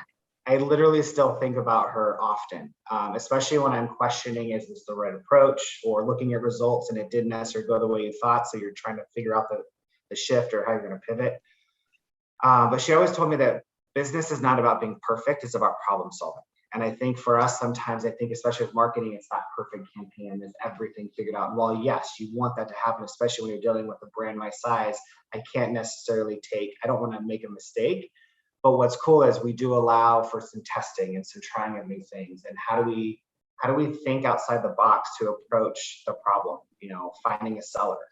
And so I've been able to use some of those early learnings from her to apply today on our approach and how we want to kind of break apart the problem we're trying to solve and come at it completely different than we have before. And fortunately, we've got leadership that supports that as well, to innovate and be okay to take risk within reason. It's been very rewarding. I think someone beyond that from early career, Gary Vaynerchuk was always the guy that, love him or hate him, I loved how his premise of, you need to find those early things like Google search back in the day before people were doing it. And how do you get into some of these channels and really double down before big brands come in and make it more cost prohibitive or saturate it with a bunch of inventory. So I just think some of what he said over the years has also been something I've watched. Very cool. All right, 2 more questions. Hopefully could get into both of them here. Someone's asking, what kind of skills do you look for now in hiring new candidates to your team? What kind of skills? So really, it's kind of funny. I can quickly take it past some people's digital and find out, like, how do they manage their own? Now I get it. If you look at mine, it's going to look a little stale lately because there's been so much we're focusing on other things. But I think for me, it's the soft skills more than the technical skills. I can teach those. Presentation's a big one, being able to speak to small groups, especially comfortable on video, not being afraid of the camera. And that's not an easy one because presentations used to be my biggest fear. So you can overcome it, work through it, but those are some of the skill sets I'm looking for, is the soft side. Good portfolio, good work that they've done, out of the box thinker. Cool. All right, we have time for one more here. And someone is asking, what do you lean into to find balance outside of work? Is it books, shows, podcasts? I'm into this question, so let's hear it. What are you doing in your personal time? So in my personal time, I'm literally playing contractor. Oh, wow. Okay. So it's that I miss building, and I love going in and find, like, remodeling an old home or knocking down a bathroom for like the Weekend Warrior project. Like those are things for me that sometimes it's not instant because it's not done in the weekend, but I've been really enjoying digging in and rebuilding and redoing. Awesome. Is that for personal or are you doing a side hustle? Okay. I love it. Great. So those are the questions. Thank you. This was fun. Chris, I mean, why is this the first time I'm doing this? This is a good time. I'm questioning this myself, Ashley. Jeez, what took you so long? This was fun. Great James, job. thank you so much. I had a great time with you. Like I said, Really it's great been job. Thank you. Appreciate it. Passion. I love it. Chris, anything else that well, just one quick question I have for you, James, and I know it's kind of along the lines of what Ashley was talking about with the market and how recently it's been through the roof. If the pandemic is truly ending, as we all hope, what do you think will ultimately be the effect on the real estate market? I think this comes down to just supply and demand. And I think just even with, I think the way that home is being redefined for folks, that's what I'll be curious to see what happens. But I think some of those that are, it's not the scary part of if I sell, where am I going to buy, right? And so I think that's where we just need to kind of see where that goes. I think that renovations is definitely a real thing. I know a lot of my friends that are now renovating a home because they can't find one they're looking for, or even considering a home that is not move-in ready, that is something they could remodel or make their own. That's going to be big. But I think the new home side needs to hopefully kick it up to help us get inventory and supply. Awesome. Well, thank you for your perspective on that. Thank you both for a fantastic session. We hope to have you back on in the future. Sounds good. Thank you, guys. Thanks, guys. Thanks, James. See ya. Thank you guys so much. All right, that was a wonderful conversation by James and Ashley. Thanks for joining us today. For our final fireside chat of the day, we're joined by Jayla Akers, the social media manager at Shea Moisture. The session will be moderated by Tiffany Pettit, our all-star BI presenter and also associate director of sales at Influential. Welcome to the stage, Jayla and Tiffany. Thanks, Chris. Jayla. Hey, Jayla. Hi. Welcome. I don't know how to change my background, so bear with me. Hey, okay, come as you are. That's how we say. It really is come as you are. Like, this is my first time, so I get it. Yeah, I actually have to say, because I have such short hair or whatever, it's cutting my head in a really funny way, and I'm not digging it. I think maybe next time I go just like au natural. Anyway, have a great session, guys. Thanks, Chris. Right. Hey, Jayla, how are you? Good. How are you? I'm doing well. It's our last session of the day, so we have to end with the bang. No pressure. No pressure. I'm kidding. I'm super excited. Brand innovators world out there, you've been with us all day. As you know, Influential, we're a social data and conversion company. We specialize in making the most out of your influencer marketing programs, tracking sales, making awesome creative, things like that. And today we're chatting all things social with Jayla Akers, who's working at Shea Moisture within the Sundial Brands company within the Unilever family. So thank you so much for joining us, Jayla. Thank you. I'm super excited to be here. Awesome. Well, let's dive into it. Let the world know a little bit about your role specifically, and then how that fits within the marketing, brand, creative teams over at Shea Moisture. Yeah, so I am the social media manager at Sundial Brands. So Sundial is within the Unilever company, and I technically am the social media manager for all of the Sundial portfolios, but I specifically look over Shea Moisture and Shea Moisture Men.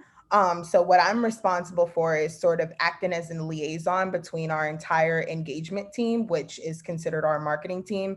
That consists of everything from PR to creative to paid media, just to really ensure that all tactics are really laddering up to our social platform, because we are a social first company where that is our direct consumer contact. So we reach our consumer directly on social. That's where she is. That's where she engages with us. So my role is not only to come in and help support in leading the social strategy, helping our creative team with how we're going to launch different innovations, but I also support the lead of social, who leads our social strategy and our influencer strategy. So it's sort of it's a lot lot. It's a big role. It's not just your day-to-day social media management.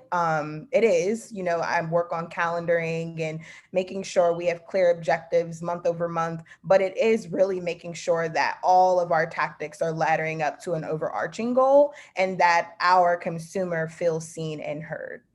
I love that because a lot of brands, one might have those teams like siloed where they're working kind of like on their own. It sounds like you guys have a really good cross-functional or strategy in place, process in place, so that what you're putting out there, what you're ideating on, and what ultimately, gets seen by your consumers is like one cohesive sort of like unit. And I'm sure that you guys have you've been in the space for so long. I'm sure that just continues to evolve as we think about now after COVID, the way, lots of things going on the consumer side, which we'll dive into in a bit. I want to hear your thoughts on the creative process specifically and how you're working with those teams. As you mentioned, you're doing both creative as it relates to what the brand is putting out, but then there also is creative as it relates to maybe influencer strategies or, products that are coming out specifically, events that you might be a part of. What has that creative process been like for you? Yeah, our creative process is like no other. Our creative team is very, very, like, they are such a great, I call them dope. They're a dope team. It's a team full of not just creative, but they are strategists in their own right. So they are creative strategists. Me as the social team, creative in the way that we work, they sort of are leading all of our tentpole moments and also like leading what the visual identity is, not only for our brand as you see it on social, but as you see it in the store. So they're very multifaceted in that way, but we work very closely with our creative team because they do have that creative eye and what the look and feel should look like. So for me, I come in the very beginning on when we're launching a new innovation to sort of see what that creative direction is, what that creative strategy is, because that's also going to inform what the social strategy is and what type of partners we look for when we are doing influencer content. Right now, what we have been doing over the past year is really just redefining with our creative approaches. So a lot of people go on the Shea Moisture channel now and they see all of these beautiful images, and it's sort of like the revamp of what we've been working on. And I really have to give that over to, it was a great collaboration between the creative team and us. We sort of know what works and what doesn't work, what she's going to respond to or what he's going to respond to and what he's not. But we have a really great relationship and a great creative team where they're able to take that and take those insights and still make beautiful content that's going to resonate with our audience. And in doing so, we're able to bounce ideas off of what types of partners we should be working with. For us, obviously, social influencer team, we lead that, but we do tap into our creative team who will then help us sort of come up with what your lighting should be, what type of background should you record on. So we sort of act together as one, and we have these monthly touch bases where we sort of dive through what the content's going to look like month over month, but any strategy that you see on social as it relates to visually, it's always a collaborative effort between both social and creative. Oh, I love that. So yeah, thinking about everything, not only like what's going to matter to audiences on social, what's going to matter to like your audience on social, and then like, how does this look like, is it straight to camera? Is it just product specific? Exactly. Is it real? I think Reels is like TikTok, there's so much to think about creatively. I love that you guys are giving that direction and just like learning a lot throughout the process. I want to showcase, I know there's an awesome video that you guys did for Father's Day. Tell us a little bit about that, and then we'll have the Brand Innovators team tee it up a bit. Yeah, so for Father's Day, our goal was to redefine Black fatherhood through sound. So we created our own lullaby, a Father's Day lullaby, which went live on our Shea Moisture Men channel. It was a really dope campaign. I think that the creative strategists who took over this really nailed it and really honed in on what the visual was going to look like, how we were going to really touch our audience. We really wanted him to see himself in a positive light, because we know that historically in the Black community, Black dads don't always get get their flowers. And so we wanted to make sure that we built a campaign around a positive life of Black fatherhood, and just really the lullaby encompass, you know, the first sounds that you really remember when you're with your child, their first words, their first steps, those first moments. We really wanted to recap that and show all the different parts of fatherhood and how inclusive it is as well. So we really tapped into our, like, we got a lot of entries just from our community using the sound that we reposted onto our both our TikTok channel, but also our Instagram handle. So one thing about the men's community is that they are really tapped into, you know, what is happening on our channel, and they're super excited to be a part of it. So this was a really, really interesting campaign for us for Father's Day, and I hope that you guys enjoy it. Got a light inside of you. Got a light inside of you. Let's go. Come on, Mario. Let's go. My entire world, Let's go. You're powerful, you're powerful. You got a light inside of you. Thank y'all so much, hey, buddy. I love you guys. You light my entire world. Powerful, you're powerful. What you looking at? My heart. Jayla, you might not know this. I am a baby person. I know some people are like dog person, cat. I am a baby person. And to see this, like, hopefully that is my future. Like, I am ready.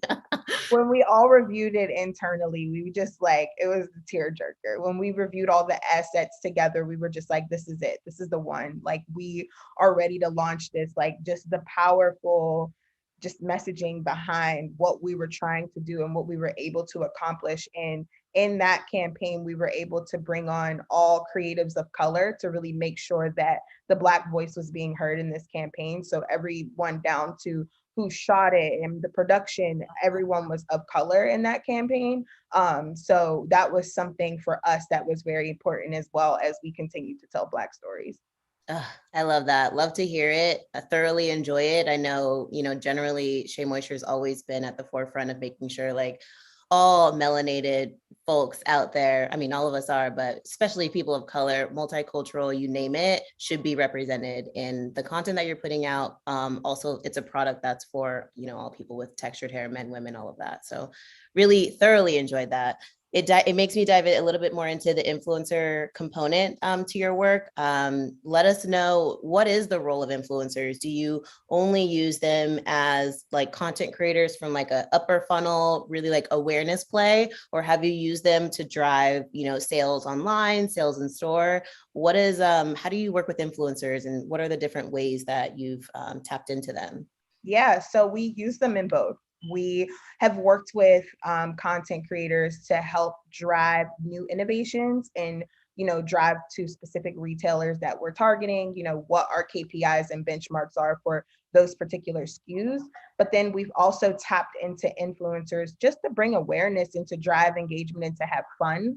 Last year, we did a program called Wash Day Live, where the objective was not to sell anything. It was really just to create these spa-like at-home salon hours where you can see some of your favorite influencers come together and just talk about their hair and have an organic conversation. We placed products with them, but how we went about it was we really honed in on products that actually worked for their hair texture and not products that we felt like, okay, this is a SKU that we want to talk about more. We really wanted those conversations to be organic, and we saw that that was a success.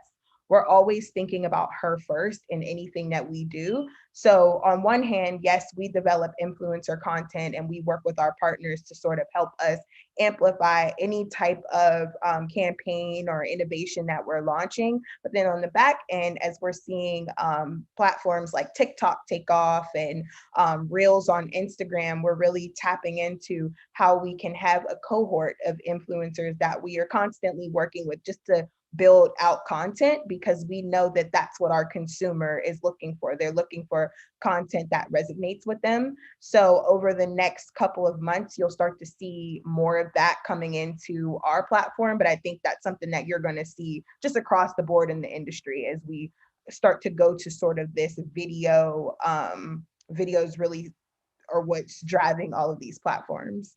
100%, that short form video push, right? You leaned into something a little bit of talking about like our process at home last year. And I just like can't help but like that resonates with me because, you know, we weren't going to salons, we weren't doing it. How can you get the same salon treatment or, you know, really indulge in some self-care, which we all still need to this day, while at home in the comfort of your own home. So knowing that you guys were, again, thinking about your customers, thinking about ways to be innovative, be authentic.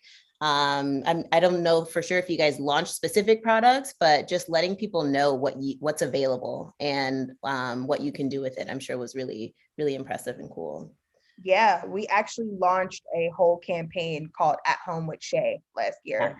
And it was really just surrounded around what products you have at home in your Shay stash and how you can use them to get through this time, how you can use it to get your little one to bed, do your twist out. We knew that a lot of people were at home spending more time on their phone, but also having a yearn to want to have those same sort of normal beauty care moments. So we really tapped into that, and we tapped into influencers to help us tell that story organically. I love that. And you spoke about it a little bit, talking about, because you cover off on all social platforms out there. Were you guys super open to leaning into TikTok as it was blowing up last year? Are there any other platforms that you guys are testing and learning more about? Any favorites? What does that process look like for you?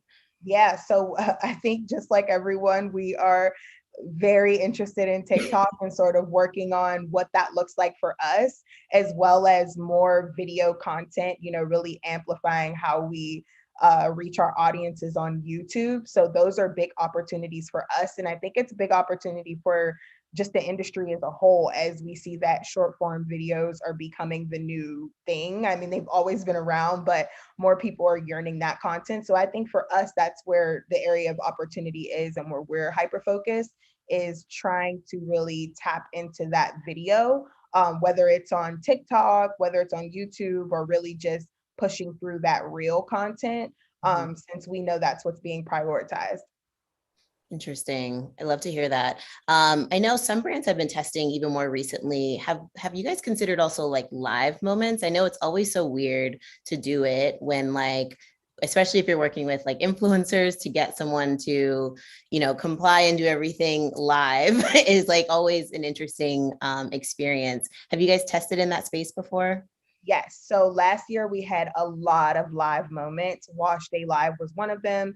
Yep. We were in the midst of everything that was happening with George Floyd. We had a lot of live sessions where we had different conversations with different advocates in the community. And then we also, from an experiential side, which is not my discipline, but we had a live virtual event. So we used last year as a real test and learn to those sort of tactics, and they were super successful. I think now as we step back and we see that the world is opening and people have more access to do different things, we're trying to figure out how that still makes sense without over exhausting our community, and making them feel like, oh my God, I don't want another live event. I don't want live nothing. So we're trying, from us, it's about making it make sense for her. And I know that I keep saying that, but for us, that's just how we move through our business. I mean, that should be the core question, even if it is sort of like, well, obviously it needs to make sense. It's kind of like if you don't actually ask the question and think about it in that way, sometimes you're just moving full speed ahead and like things go out. I think you guys are smart in kind of always checking yourself and making sure like, okay, cool. From a consumer POV, is this what I would want, you know? So I love to hear that. Tell me a little bit about what are some challenges or opportunities that you see within this category as a whole? And I say category so broad because you cover hair, skin, men. Like, tell me a little bit about some challenges or opportunities you're seeing in this space. I think an opportunity in this space is definitely I know I keep going back to video, but I think an opportunity in this space is to really hone in on what your partner and your influencer strategy is, because that is the future of marketing, and it's the current of marketing, but it's only going to continue to be first in a sense, So I know just when I'm looking at, other beauty brands on the net and I'm surfing, I think that there is an opportunity for all brands to sort of hone in on how that strategy makes sense to you, if I'm making any sense. So in our turn, like, we are always looking at how can we serve her, what are the type of things that she's interested in. So we're not going to necessarily always jump on the bandwagon of what is trending, but how can we recreate these trending moments to make sense to us and act quickly. So I think another challenge in a sense is that things are moving at a mile a minute and you have to catch the train, or if you don't, it's like you just gotta, you really just have to wait for the next one. But it's a constant change. And so you have to be able, I know for us, we're constantly adapting and pivoting. And I think that if I can offer that to any advice, it would be to don't be afraid to adapt or pivot, because tomorrow it may be that still images are prioritized again, or that's the new thing. So I think that is the biggest challenge in a sense, because we're all sort of used to these platforms being skewed a certain way, but now we're seeing as they evolve, the consumer wants more. Yeah. And your consumers, I mean, it's similar. Well, one, to speak to like the moving fast part, I think in a previous session, someone said last year was equivalent to like 2 to 5 years in digital space. Like, it just accelerated so fast. And so we're all trying to catch up and stay on board at this point. For the brands like Shea Moisture that are doing it in a way that's not losing authenticity, really staying true, like, and then still trying to get ahead of the curve in some ways and thinking forward, how is this consumer actually gonna indulge in products that are sold at our locations? Do they like live experiences this much? Like, what's gonna actually benefit them? It's just smart to always have those like cross-functional sort of strategies in place.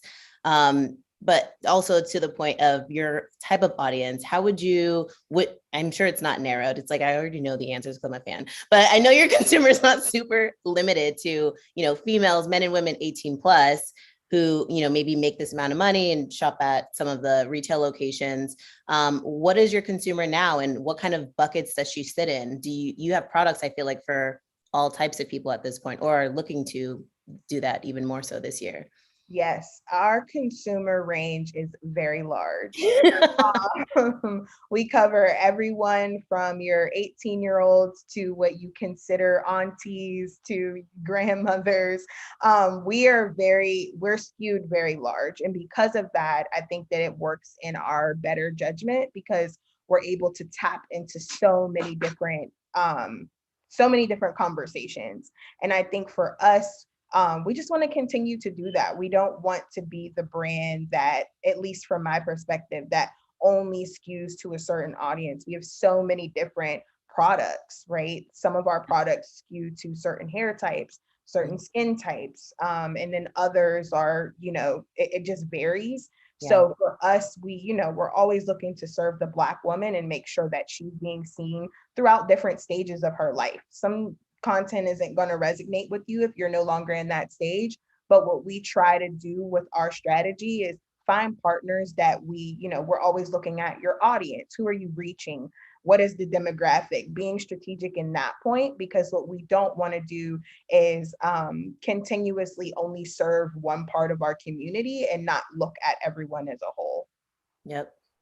I heard that loud and clear. I love that. Let's talk a little bit on the more personal side. I'm curious to know, how has your previous experience and, roles at other companies kind of shaped where you are now? Yeah, I'll just leave it there.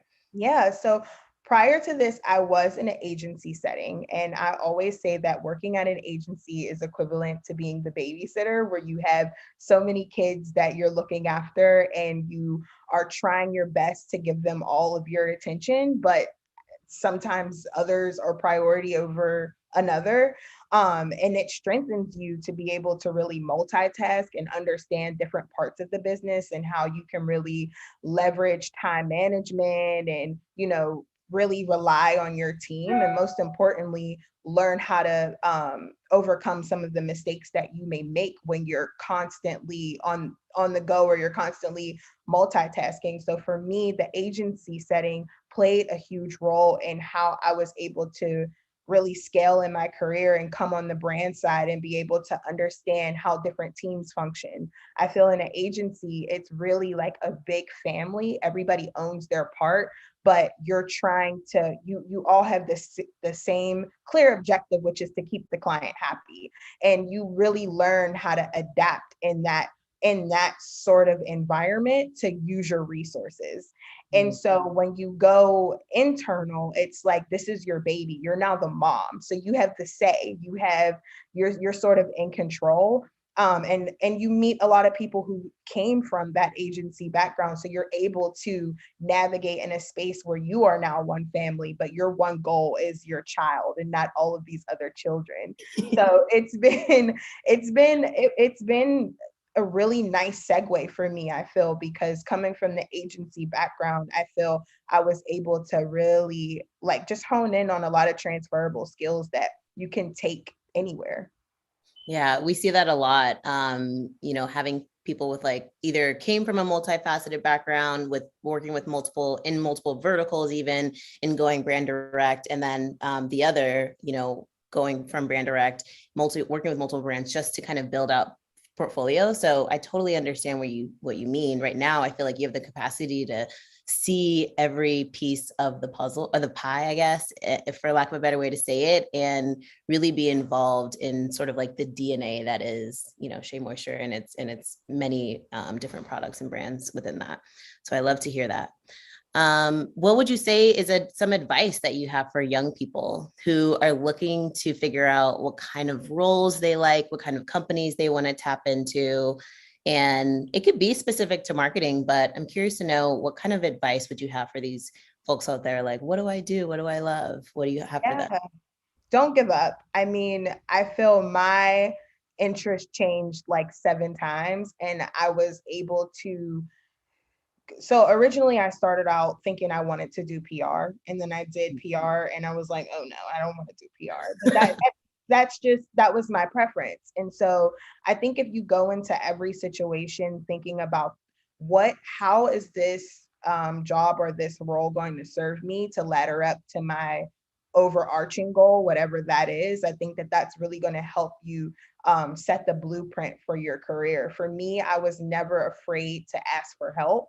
I was never afraid to send a LinkedIn request, ask someone for coffee to better understand what it is that they do, how they got where they are, and really just understand the ins and outs of what their company may be or how they got their role. I think networking is a huge thing. That I went to Penn State, and that's the one thing that they always taught us. It was like, don't always network up, also network across, because you never know where your classmates are going to be. And I can't tell you how that's helped me throughout my career. So I think number one, don't give up. You don't have to have it all figured out. You don't have to stay in one category, or, you can bounce around. You could do entertainment, you could do beauty, you can do whatever it is that you want. All your skills are transferable, but walk into every situation being willing and ready to learn.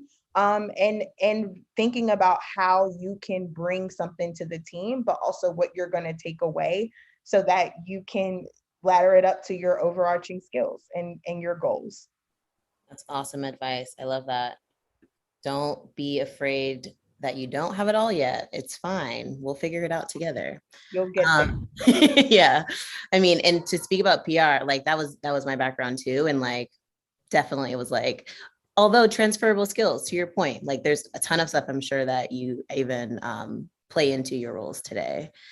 Asking a little bit more about work, what does success look like for you for this year? So is it always, or at least for this year, again, I know brands are working a little bit maybe differently than they have in previous years as a whole, but is success, telling the best stories, putting the best creative out? Is it sales online? Is it sales in store? What does success look like for you specifically in your teams at Shea Moisture?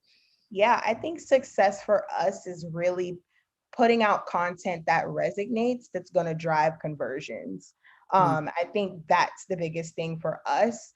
What we're not afraid to do, and why I love my job so much, is we're not afraid to do something that may not work. it's like, okay, let's try it. Let's see what happens. Okay, it didn't work. Let's move on. But I think the biggest thing for us is, how do we get our content to stick? And then how is that going to help us drive conversions? We want to know that she or he, they are really inspired by the content that they are seeing, which is helping us drive that awareness and drive to purchase. And we really want to educate as well. We are now in an era where so many people are interested in what they're actually using in their hair, what they're putting on their skin, their body. All of those things are very important to us as well. So we want to, all three, we want to make sure we're telling the right story, we're telling our story authentically, but then we also want to put out content that resonates with our consumer and drives conversions. I love that. Love to hear it. I think it's, yeah, always a combination of both. Good to know that leaning into creative is still something that you guys, I mean, I feel like you've always been interested in that, but I know brands now are really thinking about, okay, we can't just put an ad out. We have to actually make sure it says something more than just buy now, you know, which I love. Let's see. I want to know a little bit about, and these are some personal questions coming into, let's do this one. What do you do to decompress after a long work week? It's so funny because I don't know about you, but I know we're working more than we ever have in our whole lives. Working from home, living at work, however you say it. What do you do to decompress? Oh, what do I do to decompress? I go to the gym a lot. It helps me personally on the weekends. I like to cycle. I like to go to hip hop spin classes because I feel like I'm blowing out a lot of steam. And just being able to reset. I'm really into self-care by whatever I feel like that means for me in the moment.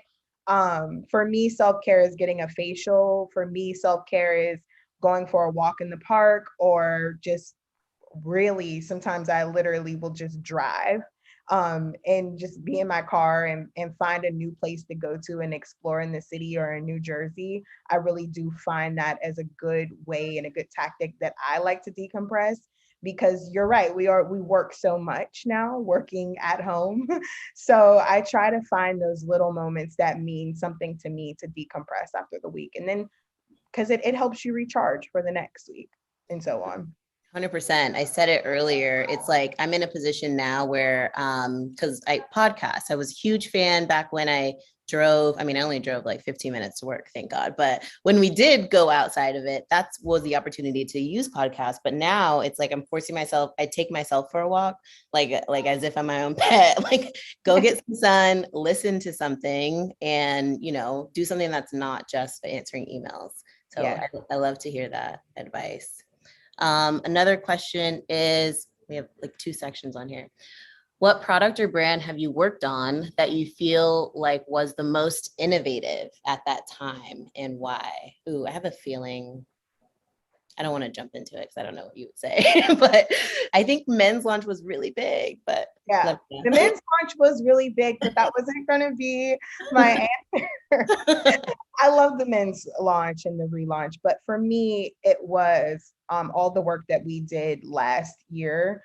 It was so meaningful for us because we were able to pivot during a time where there were a lot of people that were displaced and just didn't know. A lot of us didn't know what was happening, what was going to be next. And we were able to not only come up with an influencer campaign where we were able to employ a lot of creators who weren't able to fulfill certain contracts now that COVID was happening, but our community commerce team came out with $1 million fund where they were able to fund and fuel back into small businesses that lost money during the pandemic. And all of that sort of factored into what you saw on social, how you saw our business in light, and it was just really authentic to what was happening in the time. And then all of the purpose work that we've done around just like the Social Justice Coalition and all of the work and things that were happening in the Black community last year, we were sure that that was first and that was a main priority for us. So for me, that was my proudest moment and my favorite project to ever do, because one, as a Black woman, I was directly affected by all of those things. So to be able to really pour the Black experience back into the work that we do to serve our community, for me, well, that was just unbelievable. Yeah, and that continues, I know, to be a focus for you guys, which is just like way to stand up as a brand and like be an example for other, small and large brands out there, even across different verticals and categories. I think that it's important because you can make an impact for sure. Talk to me a little bit about how you're engaging with colleagues in a remote setting, assuming you guys are still remote, right? Yeah, we're remote. We're remote. So we get on camera some days. Um, but at the top of the meetings, we really just try to, we're all on Teams. So we use Teams. And at the top of the meetings each week, we really try to just talk about things that we're doing, what's coming up. Like, are you taking a vacation? If you're not taking a vacation, what are you doing this weekend? We try to keep things very personable because, we're all, like, some people have moved. It's just, we're all still trying to figure out what the office is going to look like for us in the future. And so for us, that connectivity really, it doesn't always come through on camera because some of us get hair days, but it does come through in just how we're checking in on each other, or really just asking each other, is there anything that you need? Do you need help? Do you need assistance with something? Because I think for us, just as a company, like, we really try to lean on each other because everyone wants to go take a walk and listen to their podcast. So we work, and I really say that what I mean is that we work together because we're such a small family. Like, it is a very tight-knit family on our team. So we try our best in ways that we can to stay interactive with each other. That's good to hear. It's like, it's a combination of both. I know at the beginning we had a mandate to like cameras on, like everyone, to just make sure we're interacting, but it got to the point where it's also like normalize cameras off. Like, you never know. We are very much so still at home. Many people have families, taking care of all types of, other people in their families. So also normalizing that, I think, is a really good balance. Someone wants to know, where can we find Shea Moisture online? I've seen it at Target. Where can we find Shea Moisture products? Amazon, Ulta Beauty. Like, name one. Like, Target. We're everywhere. We're in Target. We're in Walmart. You can shop SheaMoisture.com. CVS, Walgreens. Dwayne Reed, where you are? Is it Dwayne Reed where you are? Yeah, Dwayne Reed. We're everywhere. Literally every grocery. Literally, sometimes you may pop up in a Marshalls and see us. We're everywhere. But our core stores, you will see us in Whole Foods, Walgreens, Dwayne Reed, Target, Walmart, CVS, Ulta. She's like core, and it's like 10. Good to know. And then to speak both, I want to say personally and professionally, I always like to hear what people have plans, like what they're looking forward to besides, your next meeting. What are some things that you're looking forward to this year on a personal side, and maybe as it relates to what you're doing at work? On a personal side, I am looking forward to, a lot of my family members are getting married this year. So I'm just looking forward to spending those moments and being able to gather with my family and my friends again and just celebrate love. So I'm really looking forward to that, and also conquering my fitness goals. And then professionally, I'm really excited for you guys to see all of the work that we've been putting in, and some of the campaigns that we have coming out later this year that we've been working really, really hard on. I'm excited to see the direction that the brand is going in. We have some really cool things happening for next year across our categories. So I am really excited to really help spearhead that, and then see it all execute and come to life. Oh, I'm excited for that too. I was also mentioning, I have 17 weddings. There's a lot of weddings. Oh my God. So, literally my life right now. It's like everything attached to that though. It's not just the wedding, it's the pre-wedding stuff too. It's like, can we? It's all of the things. I'm like, does anyone want to do virtual at all? Like, I know Zoom fatigue is a thing, but do we all need to be there? I love that. Well, Jayla, I have to find you wherever you're working out. I don't know if you do, like, I have the app, the Peloton app. If you are on there, or any sort of workouts that you're doing, definitely that's my wheelhouse, girl. We got to do that. Let's do it. Let's do it. I love it. Thank you for joining us. This was fun. Thank you. Killed it. Really appreciate you both today. I have to admit, maybe I'm just a sensitive guy, but that video got me a little misty-eyed. So I was glad that I was away when that happened. I love to hear that. It was so good though, really, really good. Well, it was a fantastic session, and thank you guys for closing out the day in such a strong way. Really appreciate it. Thank you so much. Absolutely. Bye, guys. All right, so that takes us to the end of the day. Thank you so much to Jayla and Tiffany for closing out the day on influencer marketing. Thank you to all of our speakers. They were all fantastic today. Really a great set of speakers today. We'll be back at it again next month on August 18th for another edition of Influential's livecast influencer marketing sessions with brand innovators. So we hope you can join us then. Additionally, on August 24th, we'll be doing a special edition of our Brand Innovator series focused on NIL, which stands for Name, Image, and Likeness. For those of you who have been following it in the news, on July 1st, collegiate athletes, for the first time ever, were given the ability to monetize their NIL. Our virtual conference will feature brand marketers, collegiate athletes, and experts on the new and exciting NIL landscape. Hope you can join us for that. And then lastly, we hope you guys could all join us tomorrow, Brand Innovators State of In-Housing Summit, hosted by 7-Eleven at 3 p.m. Eastern. They'll be joined by marketing leaders from 7-Eleven, Lego, Anheuser-Busch, InBev, Mint Mobile, and many more. I'm actually going to be the one doing the Mint Mobile one, so hope you can tune in. Thank you so much for joining.